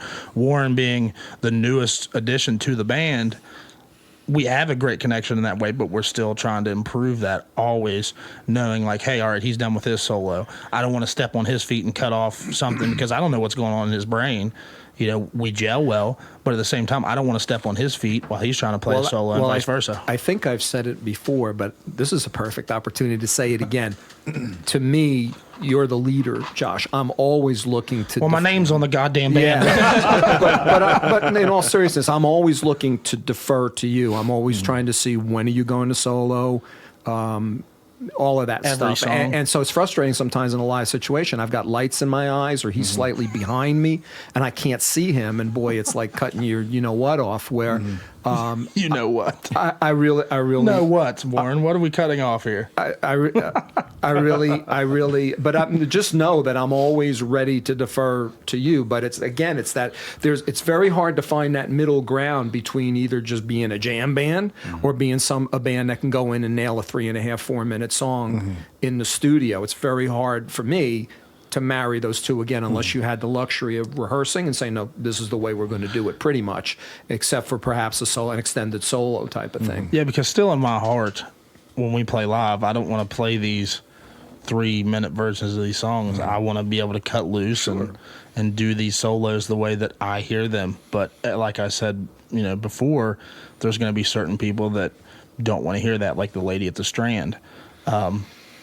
You guys remember the lady at the Strand, right? You play songs, your songs are too long. Lady comes up to us and she's like, you guys are really good, but she's like 70. You guys are really good, but how come you play one song for so long? And I'm like, well, we're a jam band. That's what we do. That's how we make money all over the state. We're not going to change that up. And she just kind of looks at me like I shit in her Cheerios or something and just walked off. And then I guess it was her son had come up to Brian and was like, can you do me a favor and maybe not play these songs so long? And I think Brian's words were, well, that's not up to me. Yeah, I just said to him, I was like, well, you have to take it up with the captain. Yeah, and then he said, well, your band sucks. Yeah. And I think as I was walking out the door, I think I threw my hand up. I was like, hey, thanks. Yeah. Well, we're booked every weekend for a while, so we don't suck too much. Everybody's a fucking critic. Yeah. So. Well, we'll get on stage. And Josh said, oh, we're going to play this song tonight. I ain't never heard this damn song. Oh, we do that a lot. Yeah. But we pull it off. I was like, let's do Come Inside. Bob's like, what's that song? We've never heard that song before. We've never done Come Inside. Occasionally I'll do Josh and I'll do a duo together occasionally. And he's got like all this material he's pulling out. It's like, that's great. That's great. And, the times that we've put it to the full band on the fly, it's good. It's like, no, this is a good band song. We ought to add this too. Yeah, like that Yoko Ono tune we did. It was really good. The first band I've ever played with is Josh I don't count shit off. You never know what he's going to play. Well, that's true. Yeah. I don't have a set. I got a set list one time and I can't read the son of a bitch because it's upside down. That's honest God truth. It is. Yeah. And there'll be some songs you count off that we know that we're going to do this song next. I'm like, Bob, I'm not used to you counting it off. It's a different thing. That's one thing. Like, almost every song we play is going to start off with me playing the chord progression or the lick or whatever. That's just how it's always been. I'm not saying that couldn't be improved, but I like it. That's who we are. It's different. If anything else, it's different. It's a different approach to the start of a song, and Except when I can't figure out what song it is. I'm always, oh God, is this Can't You See or is it Blue on Black? I'm like, Warren, there's an extra chord in Can't You See? I can't hear it. Can't you hear? I like it better than the drummer just counting off every song. That's one thing I had to get through our drummer's head. It's like you're playing to a click track. We can't hear it. He's the only one that hears the click track. So it's like, you don't need to count the song off. Like, we know what song is in what order. Yeah. Just go. Well, with the backing tracks and stuff, it helps because every song at the beginning, fucking microphones, it's like trying to get away from me. There's like something in the backing track that we know, and we've played these songs 1,000 times. Yeah, and just back and forth. But yeah, like it's okay every once in a while, but like especially you guys playing for 3 hours, if every song started off with 4 count or 3 count or whatever, that to me watching a band is kind of annoying. Yeah, to tell you the truth. Well, it doesn't look professional to me. Yeah, it really doesn't. Yeah, I mean, I understand that. If it sounds good, it sounds good. We've just done it that way for so long, and it works. So if it ain't broke, don't fix it. This isn't, Josh. And sometimes the tempo's not exactly right, but we just roll with it. Yep. Yep. Mm-hmm. Or sometimes when the tempo is a little slow or a little fast, we adjust. We do what we need to do. That way it's not a car wreck in the middle of a song, and then we're back on page now. That was a funny story. Our first EP that we released back in 2016, we recorded our song Gonzo, which is 128 beats a minute. I wasn't there that day, and I'm the one that keeps track of everything. And our drummer was like, I think it's about 140. So he went through and tracked all the drums at 140 beats a minute. I went in to record guitar, and I'm like, what the fuck is this? I was like, I can't, because it's like, it's all picked, and it's slow, it's nice and pretty, and it was just like, I'm like, I can't, like, he had to come back in the next week and redo the drums. It was so the mad. exact same thing for us when we were rehearsing Come Inside. I was like, this is too fast. I can't sing to this. No, that's the right. No, this is too fast. I can't sing to this. Yeah. And then we got in the studio, and what we laid down was what I was comfortable with, and it worked out. But I had never noticed, as this is going to sound terrible being a musician, I never noticed how much that mattered. I know, and I mean, to a musician, I guess you would understand. To a regular person, maybe they would be like, "What are you talking about? Rhythm doesn't matter, tempo doesn't matter." It's and that's another thing with me starting off all the songs me on guitar. I know that if the tempo's off, it's my fault. Yeah. It's not Bob's fault because he's not counting it off. It's my fault, But yeah, that was the thing that we went through with Come Inside. It was we had to change it up to where it was right and to where it sounded good and to where I wasn't rushing my lyrics. I wasn't rushing the vocals. And, a lot of things, like I said earlier, we'd planned out to do this way, and then we got up there and we kind of altered what we had planned to do a little bit. Like I said, and I've said it many times, it's a completely different experience when you're in an actual studio recording an actual EP. My ears, and I think Warren would, agree with it, my ears have gotten so much better since we recorded, because he would hear things and I wouldn't hear things, and I'd have to listen for him and I would hear it, and then vice versa, because I'd never been in that setting, like trying to listen. Because when you listen to music, you're listening to music, but you're not trying to find things when you're in a studio that's not right. We should change this, change that. My ears have gotten stronger from being in the studio. It helps you in ways that you wouldn't have thought it would help you. Oh, yeah. Just being in the studio, like the way that we approach writing just is completely different. Because now, like before our practice spot flooded, we had our entire wall covered in poster board, and each song had a poster board, and it was, this is the tempo, this is the song, this is the the order, and then we would rework every single song, especially whenever we came back. So Bob's laughing because I had told you that I completely stole that idea off of you when we went to record. Yeah. I'm like, well, I seen my buddy, and they were rehearsing, and they had big note cards with all this stuff on it. Thanks, Daniel. That saved us, man. Yeah, it did. It helps. I mean, Bob, exclamation point. Like, I can remember, but there's, like, our drummer, Yeah, drummers. he needs man. like a visual. Like, he has to have a visual. So, like, everything we had to have it laid Well, and out that's what you had told for me, everybody, and it helps so much. Well, certain Holy people crap. are visual and certain people aren't, and I think that helped us a lot. Like Bob was kind of laughing there. There was one, because when I write a song and I'm writing it for me to be able to read it and to be able to play it back to myself, everybody has their different way. What was it that, measures with Warren? I took music appreciation and music blah blah blah in school, but that's all gone with the wind. So Warren's like, well, how many measures, how many bars, how many bars is it? Well, I play it through like 3 times. I don't know how many bars it is, So then, it got to where, well, I'm not going to write how many bars it is because I'm going to get lost when I'm trying to read that. I'm going to put 3 times through or something like that, And there was one part in the song and Come Inside, where Bob completely stops and then, just comes back in. And when I was writing it, what made sense to me was to put Bob exclamation point. So then everybody comes over the first time and they're looking through. What the fuck does Bob exclamation point mean? So then it came to everybody would be like, Bob, Bob, And then there was Barry White, which in Come Inside I do the real low voice, which is definitely me. No produced electronically. It's my voice. It's really easy to do. It's not a big deal. My register goes really low. But on the note cards it said Barry White, and at the end of the song on the album I do what I would relate to a James Brown type thing. So on the note cards it said parentheses James Brown. So then they come over and they're like, what the fuck's Barry White and what's James Brown? Like, you guys don't know who those people are? They're really famous. Like, why are they on the note cards? I'm not sure why.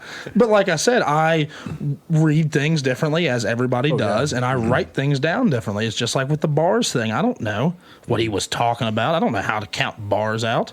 I probably should, but I don't. Yeah. I know that I'm going to play this 3 times through.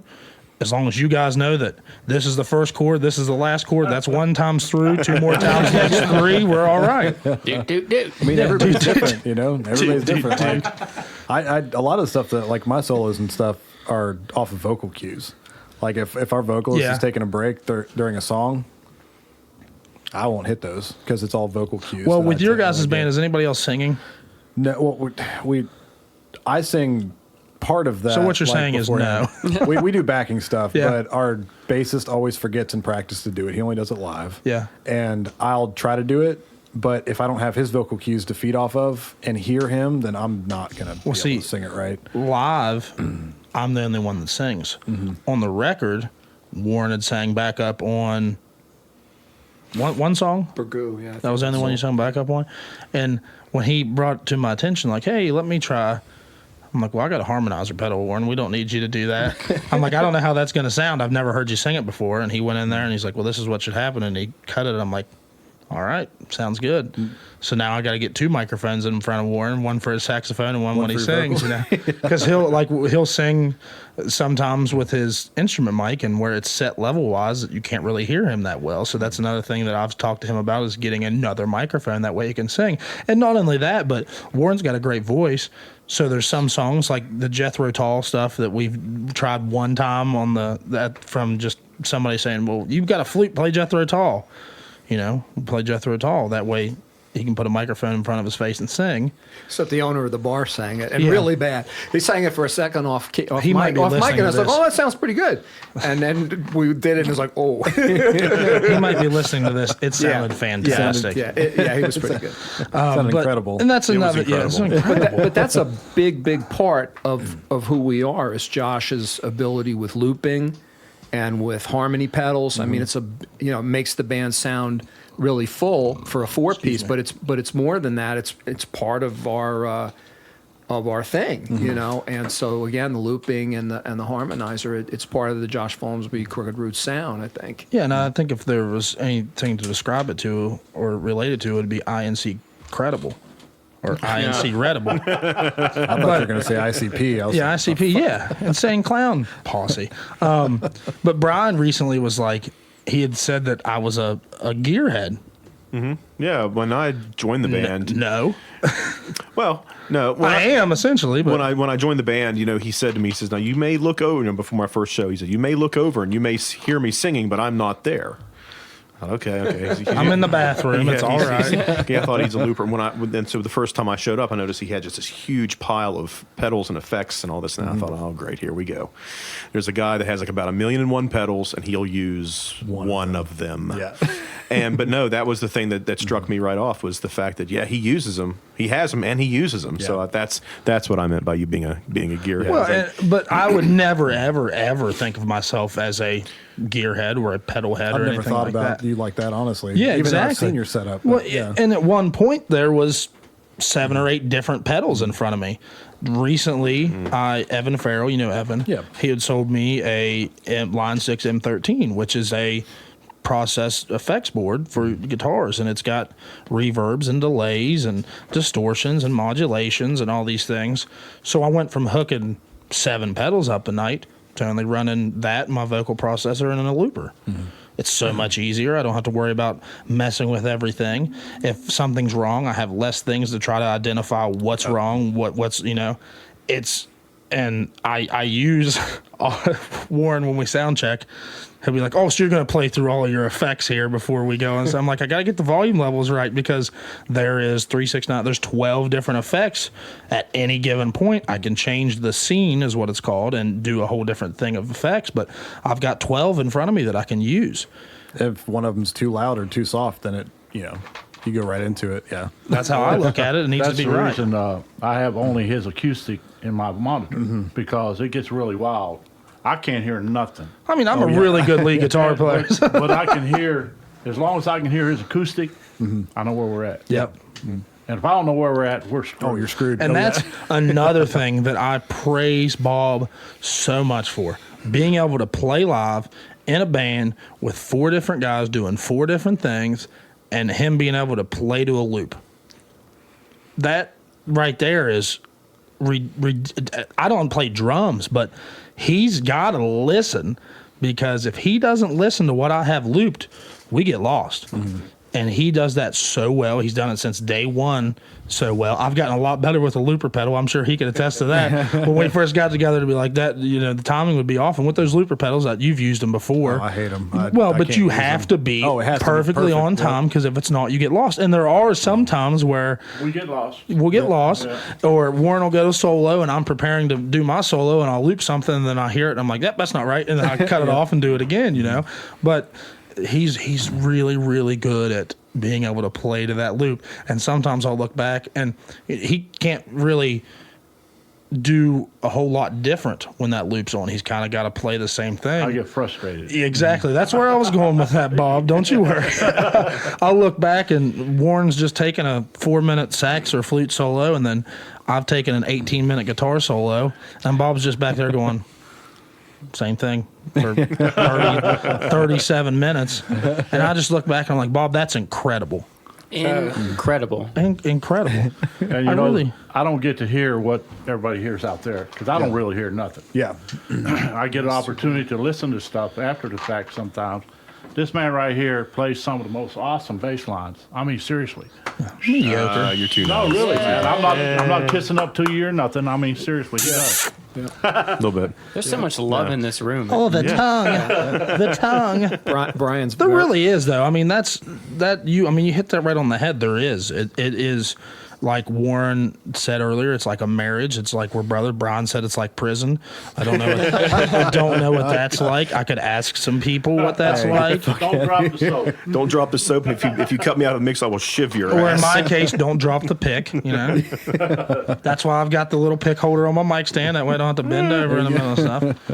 But there really is. I mean, there is so much love between us.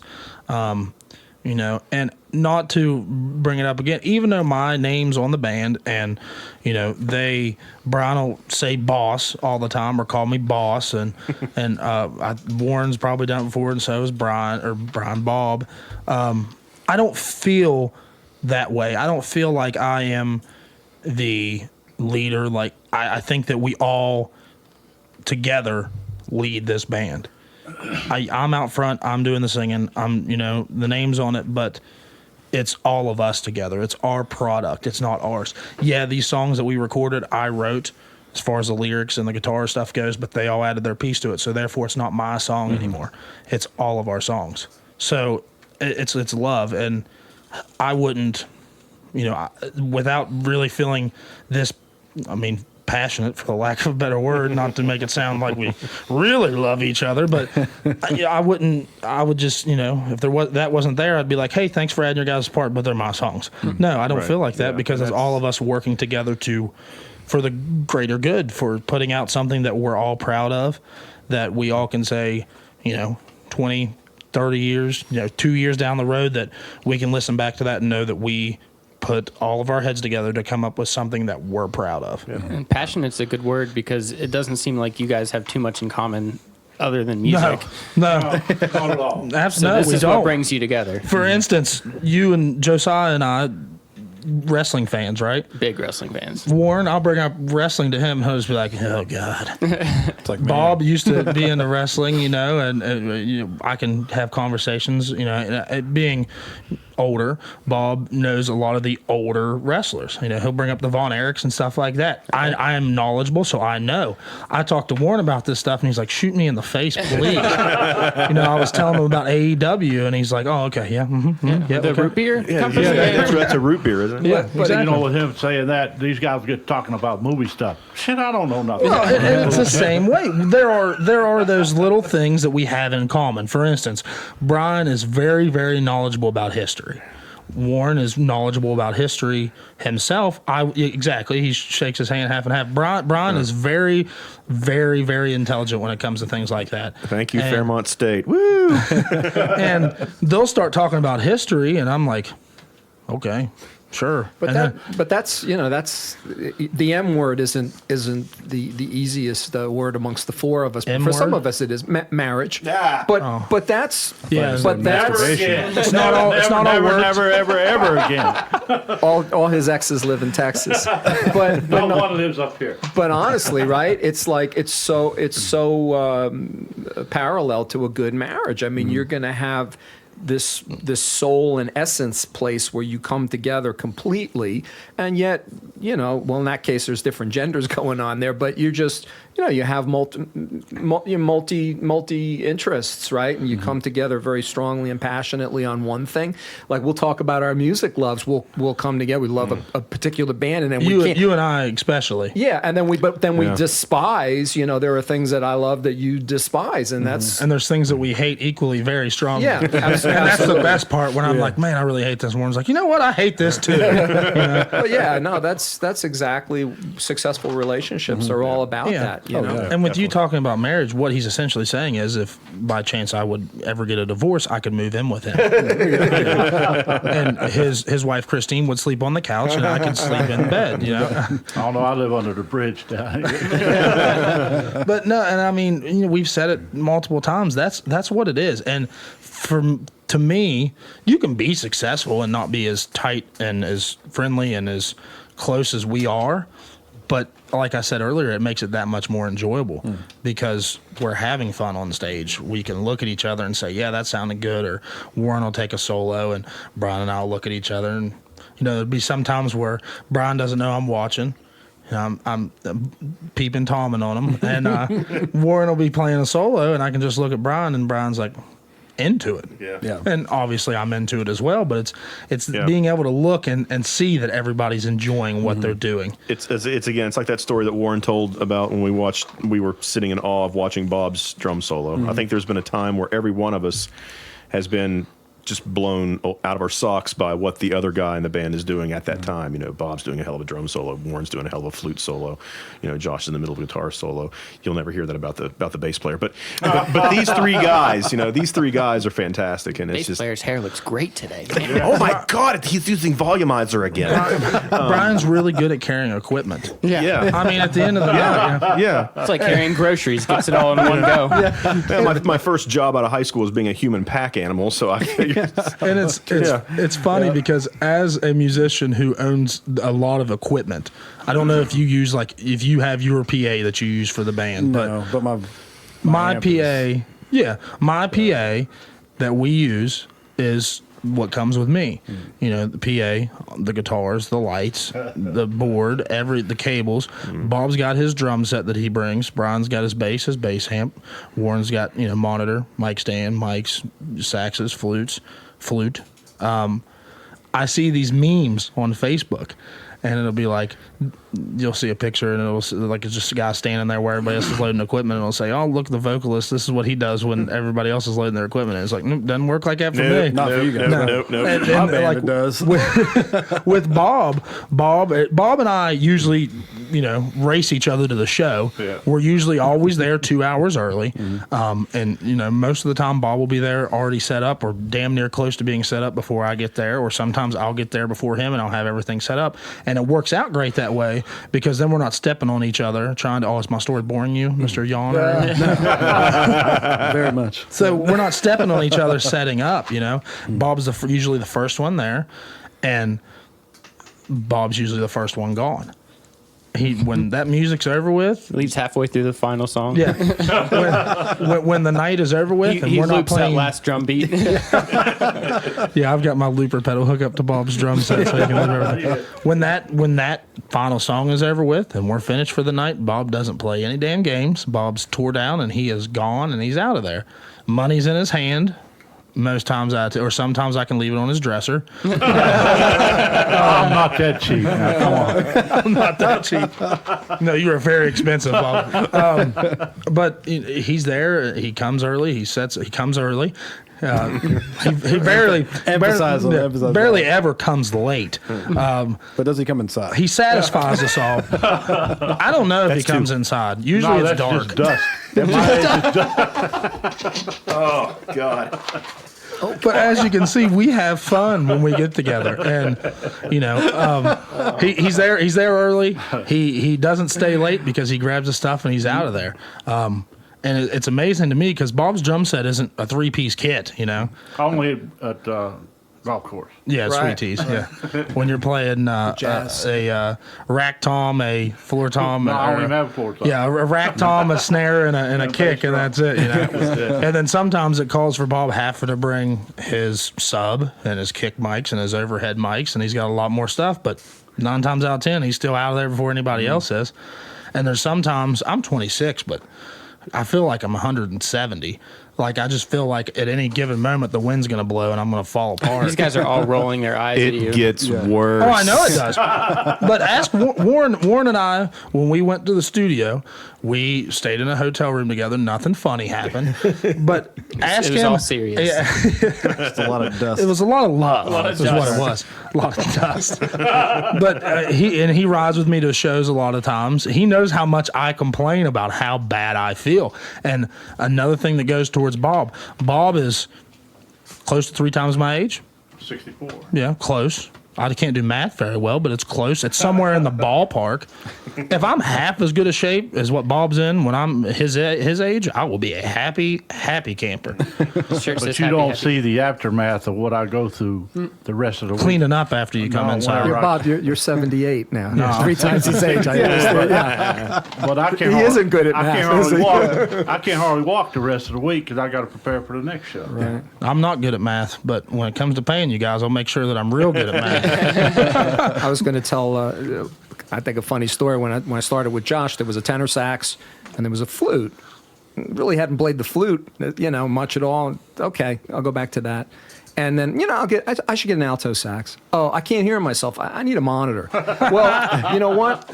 I need a stand for the monitor, don't I? Oh, you know what? This monitor is compatible with a subwoofer. I could use that if I do, solo smooth jazz gigs. Okay.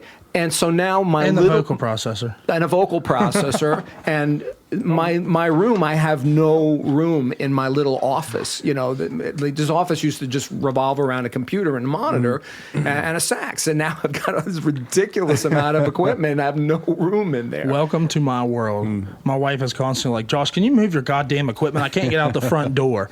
No, I can't. That needs to be where I'm lazy. I don't want to carry stuff from the basement. That's where it's going to stay. And it's like, Brian said that I'm a gearhead essentially. And I don't want to be a gearhead, but there's so many things out there nowadays that I think that, hey, if I can add that to the band, that'll make our sound that much bigger or that much better. I don't want to buy them, but And I then guess as a gearhead, I buy them, And then we have what I call the cat ladies of the band. Brian is the cat lady of basses, and Bob is the cat lady of drum kits. Inside joke as well. They just can't stop by. And I'm like, as you can imagine, I've used the word anal. We've used obsessive and perfectionistic, and I'm also a minimalist. I can't stand But really into having anal. more than one of anything. God forbid I would have 2 tenor saxes or 2 stands, but you need it. Some stuff you do need. Well, the set I played on the recording, I put all new drum heads on it. I mean, it's a nice kit. Brought it home. It's in the closet. And that's where that drum set's going to stay until we play something really, really nice. Yeah. Then I'll bring it out. I have drums for every stage. The drums that's in his basement, that's rehearsal. Yeah. And I have drums for the fighting clubs, and on. The ones where Brad Pitt's at. Oh, okay. Yeah. We're not supposed to talk about this. No. Chicken wire? Yeah. Yeah. But no, and it's when he says cat lady, he is not joking when it comes to Bob. Bob buys drum sets like it's going out of style. Like, what's going on, Bob? not Oh, I just cheap bought another either. drum set, What'd you do this week, Bob? Well, I bought 15 drum sets, But it's okay. sold them for triple the price, and then bought 3 more drum sets to replace that. And I got a basement plumb full. And it's like, Bob, what successful band are you playing with that you're getting all this money? Because it's not from us, Jesus. Well, that's where I get the money from selling. Yeah, he's like, I got a cartel down in Mexico. that He pays me." signs all the drum sets and sells them. Drum flipping is the new future. He's like, well, as many sticks as I break, I'm endorsed by the stick company, so they're just like sending me free shit, and then I sell them. Don't tell them about it, though.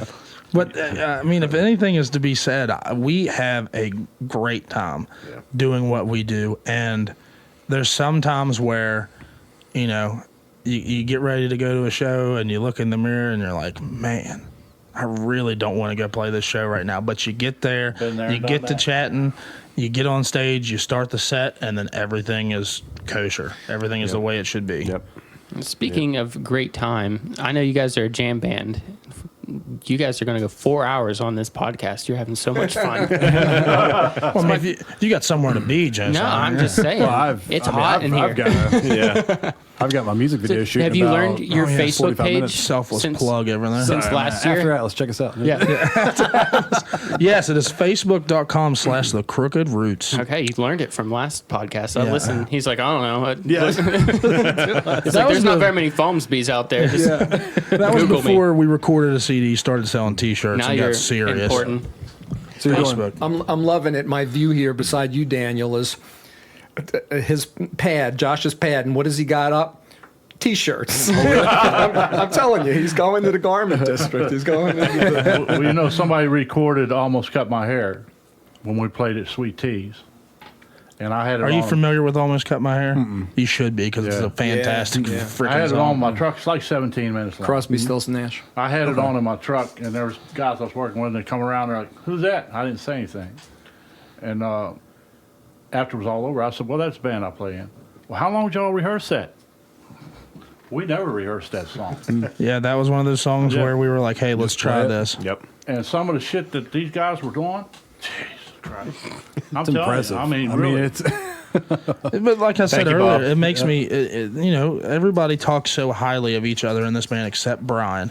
And Yeah, you really are too self-deprecating. It's silly. sickening. It's It's silly. very sickening. Oh, I'm the self-deprecating one? Self-lubricating. but I Oh, leave. that too, yes. You know, it's all about perception, right? And being your own worst critic. I mean, I leave many a gig thinking I sucked tonight, man. I you know. And most of the times you're right. Yeah, but you know, you want to just be right in the moment, and the nature of improv, you know, unless you're just a phenomenal player, which you know I'm not. You fail, you know, you make errors, and you wish you did things better. But then, you know, when we're on, we're on. Man. You know, I it's tell incredible. people, I say we can light a room on fire if people are attentive and Or we can- listening. Which unfortunately, in a lot of clubs, people Yeah. are dead and not listening, and are too lazy to put their two hands together to clap. Speech. Yeah. But seriously, you know, I guess I forgot where I was going with that. What was I saying? We can make it burn up the dance talking floor. Oh yeah, but I just want to say I appreciate you boys coming out and playing for us tonight. Talking about burning it down. But I do say, I mean, honestly, I say this band can light a room on fire if they let us do that. I was playing Come Inside for my best friend, which owns the company I work for. But he didn't know it was us, and I'm playing, and he's like, "Who's that?" I said, "Oh, this is Josh and I and the band." "Well, how long did it take y'all to learn that song? I mean, how long did you rehearse it before you recorded it?" I didn't want to tell him we only did it twice, you know. And it's funny how many people ask you, and I said it earlier, like with Jamie telling me what his opinion of, or what Ghost of You meant to him. It's funny how many people come up beside you, or come up beside you. Come inside. Come inside you. It's funny how many people come There's so inside many me. people coming inside me. Oh my God. And they'll be like, is come inside an innuendo? Is it that difficult to tell? That it's an innuendo? listen to the lyrics. It's literally, I wrote that song about a diner, and they had really good pie there. Cherry usually is what it is. Sometimes apple, maybe a peach. I don't know. But I wanted to go get a pie, and they were closed, and I couldn't come inside. You know? That's kind of what I was You know what the thinking. most important thing about Come Inside is wrapping it up. Before you go. Yeah.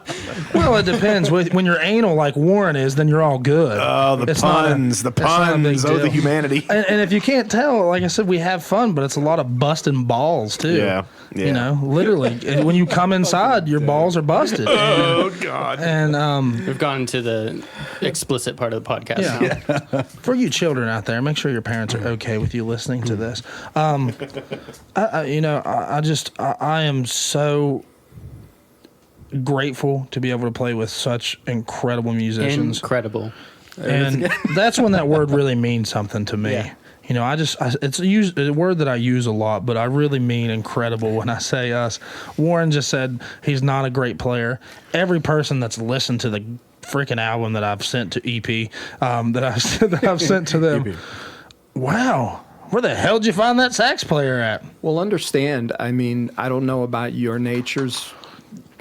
I compare myself to the best, you know, and I know I can do some things very well, but I know, I have many failings when we're talking about the great jazz players in particular, which I don't know how you feel about jazz. I mean, to me, it's the great humbler. Too many notes. But it's the genre. Yeah. But it's the genre of genres. To me, that's the great humbler of the legitimate player, and so that's who I'm gonna compare myself to.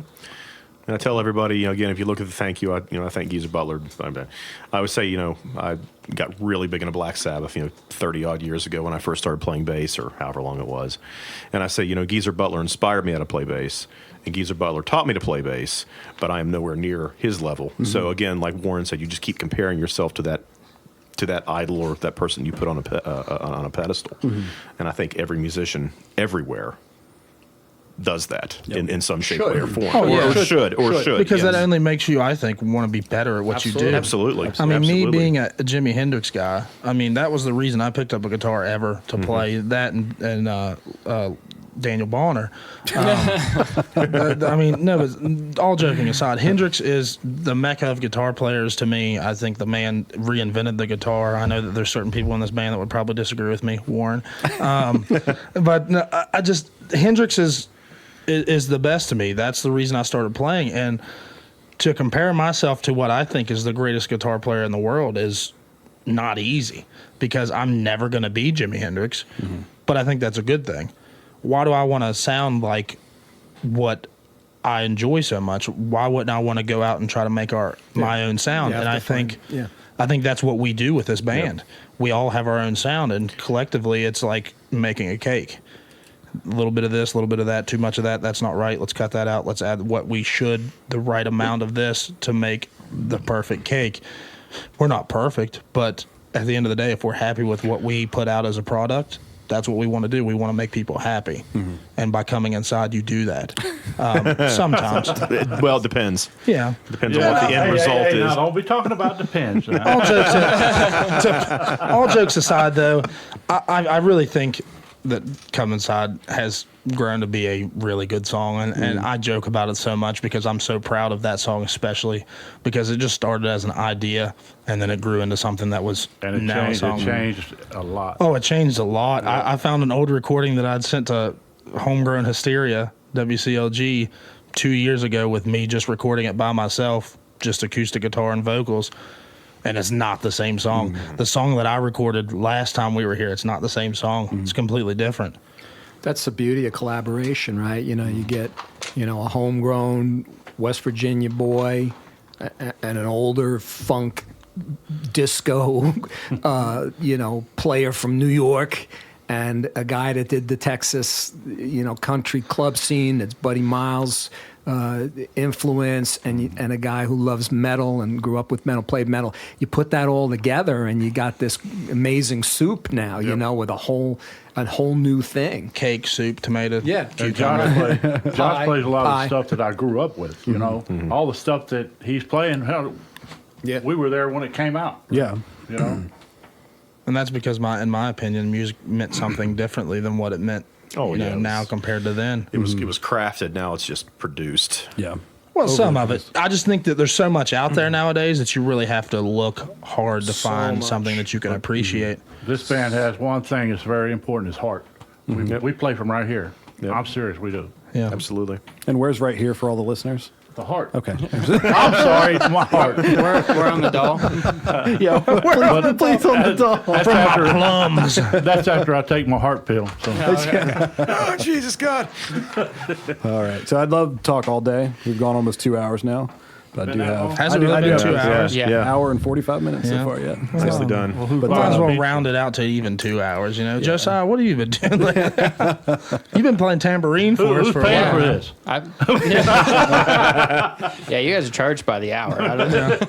Well, that's time is money. Yeah, and Yeah, thanks, guys. It's a lot of fun. Yeah, it's it was good to have you. You know, I appreciate it. We've done it once already with Brian and I, and I've been telling you for a long time, hey, we've got a new member. The band is different, and just so happened that recently we released this album, and you know, giving us a platform to be able to not only talk about ourselves and to be comical at points, but at the end of the day, to get out what we are proud of is very much appreciative. I think your Appreciated. message said, I have someone way better than Brian to bring this time, is what exactly it said, Yes, right? that is exactly what. And if he didn't send that, then he should have. Well, and as you can tell, Warren and I are very vocal on things, and Brian talks a little bit. Bob kind of just does what he's got to do, and it's I run around with musicians. I'm just a drummer, you know. what Bob does is exactly what he needs to do, and it's needed, and he doesn't feel the need to slouch. He does what's needed to be done, and he might not talk a lot, but you come see us play, you'll understand why he's in this band. Yeah, and just thanks for letting us have a voice today. Because again, we talked about the din. There's so much content out there today, and just being able to reach your listeners and talk about the band is a great thing. So thank you. Yeah, no and problem. Yeah, thanks Facebook.com/The Crooked Roots. I do know it this time. You can buy our album online. iTunes, Spotify. Yeah, well, CD you can Baby, buy the yeah. actual off CD Or Baby, CD Baby, yeah. and they have a store, so it's just like a Spotify or iTunes. Go there, type our name in, you'll be able to pull it up and buy it offline if you would like that. The CDs, physical copies, should be in within a month or two after we officially record or release this. And you can find the album, the EP, whatever you want to call it, on Spotify, Apple Music, iTunes, Amazon. It's out there Everywhere. You should be able to find it most places. If you can't find it on one, you can. It's definitely for sure on YouTube, and you don't have to pay for that. Yeah. So you go find it on YouTube. Just stream it a lot so they get money And for it. as Jed asked the last time, you guys have recordings out there? No, we don't, but now we do. Yeah, you do. Now we do. Yep. And you're doing more shirt pre-orders, right? Oh yes. So 'cause yes. this is going to be out like not too long after we record Yeah, this. so I mean, and the thing is as any band that does merchandise, I think that you need to have a stockpile of things. That way you have options as a consumer. You want to go and buy a T-shirt from some band that you like. I don't want you to just have, hey, we got black. Would you like that one? Mm-hmm. You know, what size do you need? We'll have a lot of 2Xs and 3Xs because I'm a fat man and I like to have my own shirts. So I buy, extras for me that I wear on stage, whatever. you're that guy. Yeah, I'm that guy. I don't care. I'm mean, it's proud. I'm advertising. proud of what we have. I'm proud of our product. So to me, not wearing it would make it look like I'm not proud of what we've done. Yeah, And big shout out to Ashley Ice for doing the T-shirts for us. We appreciate that big time. She designed the T-shirt for us. She essentially designed the album cover for the album. Mm-hmm. Lance Coker's the one that did the original drawing of the face that's on the T-shirt. So thanks to them. But yeah, we're doing T-shirt pre-orders. I'm going to try to stockpile as many as we have. That way we have different options and different colors, things like that. But if somebody wants a T-shirt specifically the way that they want it, they can always pre-order one, and we can get their size, get the color that they would like, and have it for them the way that they want it, instead of them having to say, well, you have black, we'll take black. So just message you on your Facebook page? Yeah, message me on the Facebook page, which is officially facebook.com/The Crooked Roots. Or message me, personally on my Facebook page. That works as well. We want to make people happy. So, if you would like to pre-order one the way that you want it, definitely. That would make us happy in turn. Oh, absolutely. It's a symbiotic relationship. I mean, soon We've got men's, women's, unisex. We've got V-necks. Deep We've got Vs. deep Vs. Deep Vs. Well, I'd like to say Tri-blends, cotton. to everybody that might be listening. If you want us in your neighborhood, we'll be coming if your money is good. Oh, Bob! That's a You good way can to delete end that it. if you want to. Delete that. So, Bob. Before we officially shut this down, Yeah, I think we want to release a song on the podcast, Yeah. right? Mm-hmm. Yeah, I was actually going to ask you about that before we wrapped it up. So what song that's going to be played here in a couple seconds? Well, the real question is which one is it, guys? Well, I I kind of like that idea, Bob. He likes that idea. I do. Well, then I guess the song that you'll be hearing sooner rather than later would be Bergoo. Mm-hmm. Yeah. If you're still listening to this 3-hour podcast. That we set in front of you. But wait, there's more. Yeah. Bergoo would be the song. Thank you. We appreciate it so much, man. Hey, thanks everyone out there that was listening, and thanks you guys for giving us a voice. Yeah, thanks for being a friend, Daniel. More importantly than giving me a platform to do this. Not to say that you're doing me any favor because we're friends, but we appreciate it, giving us a platform to be able to talk. And thanks for being there throughout the years and it's no problem. Coming inside as much as you have. Always coming. Josiah. Always coming inside. Yes, I'm still here. What? What? Thank you, man. We don't know each other the best, but I mean, you text me like every day. I gotta mute you. And I have to say thanks to Josh for keeping me around for a year and change. Yeah. So. Not much longer. No, I'm just kidding. I don't want another text in a couple months. Be like, hey, we changed a member. Can we come back on the show again? We've got a robot playing bass guitar now. He's got a lot to say. I don't know, man. That's the second or third time you mentioned that in this podcast. Yeah. Should I be looking for? I don't know. I'm getting a looper for my drums, so I can get all those piss breaks just got a lot easier. No, but in all seriousness, thank you, man. We appreciate it very much. The most sober rhythm section in music right here. And as nice to say it as possible, go buy our stuff, please. We need it. No, but seriously, we hope that you buy our album and you support us and you like what you hear. And T-shirts, we'll have more things in the future that we'll be coming out with for you to buy and support us with as well. But, to anybody and everybody that's supported us through the years, we thank them, for letting us do what we want to do and the thing that we enjoy so much. Thank you. Thank you for your time. Thank you. Yeah, thank you for your time. And that's it.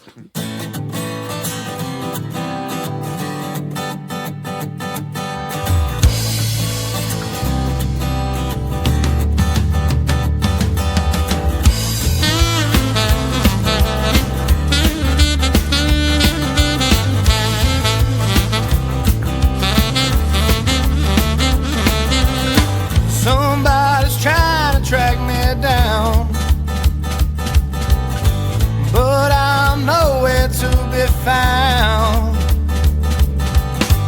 I'm way up in the woods, just say, just all my rowdy friends and me. We're in Bergoo. Time to drink some booze. Singing one by one, two by two. Everyone starts singing along with you, Bergoo. Yeah, Bergoo.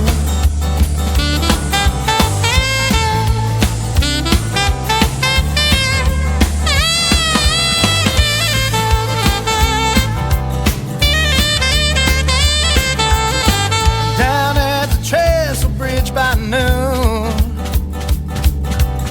stock truck will be coming soon. I done tried to power bait all day long. It didn't work, so I came back here and I wrote this song. We're in Bergoo. Time to drink some booze. Singing one by one, two by two. Everyone starts to sing along with you, Bergoo. Yeah, Bergoo.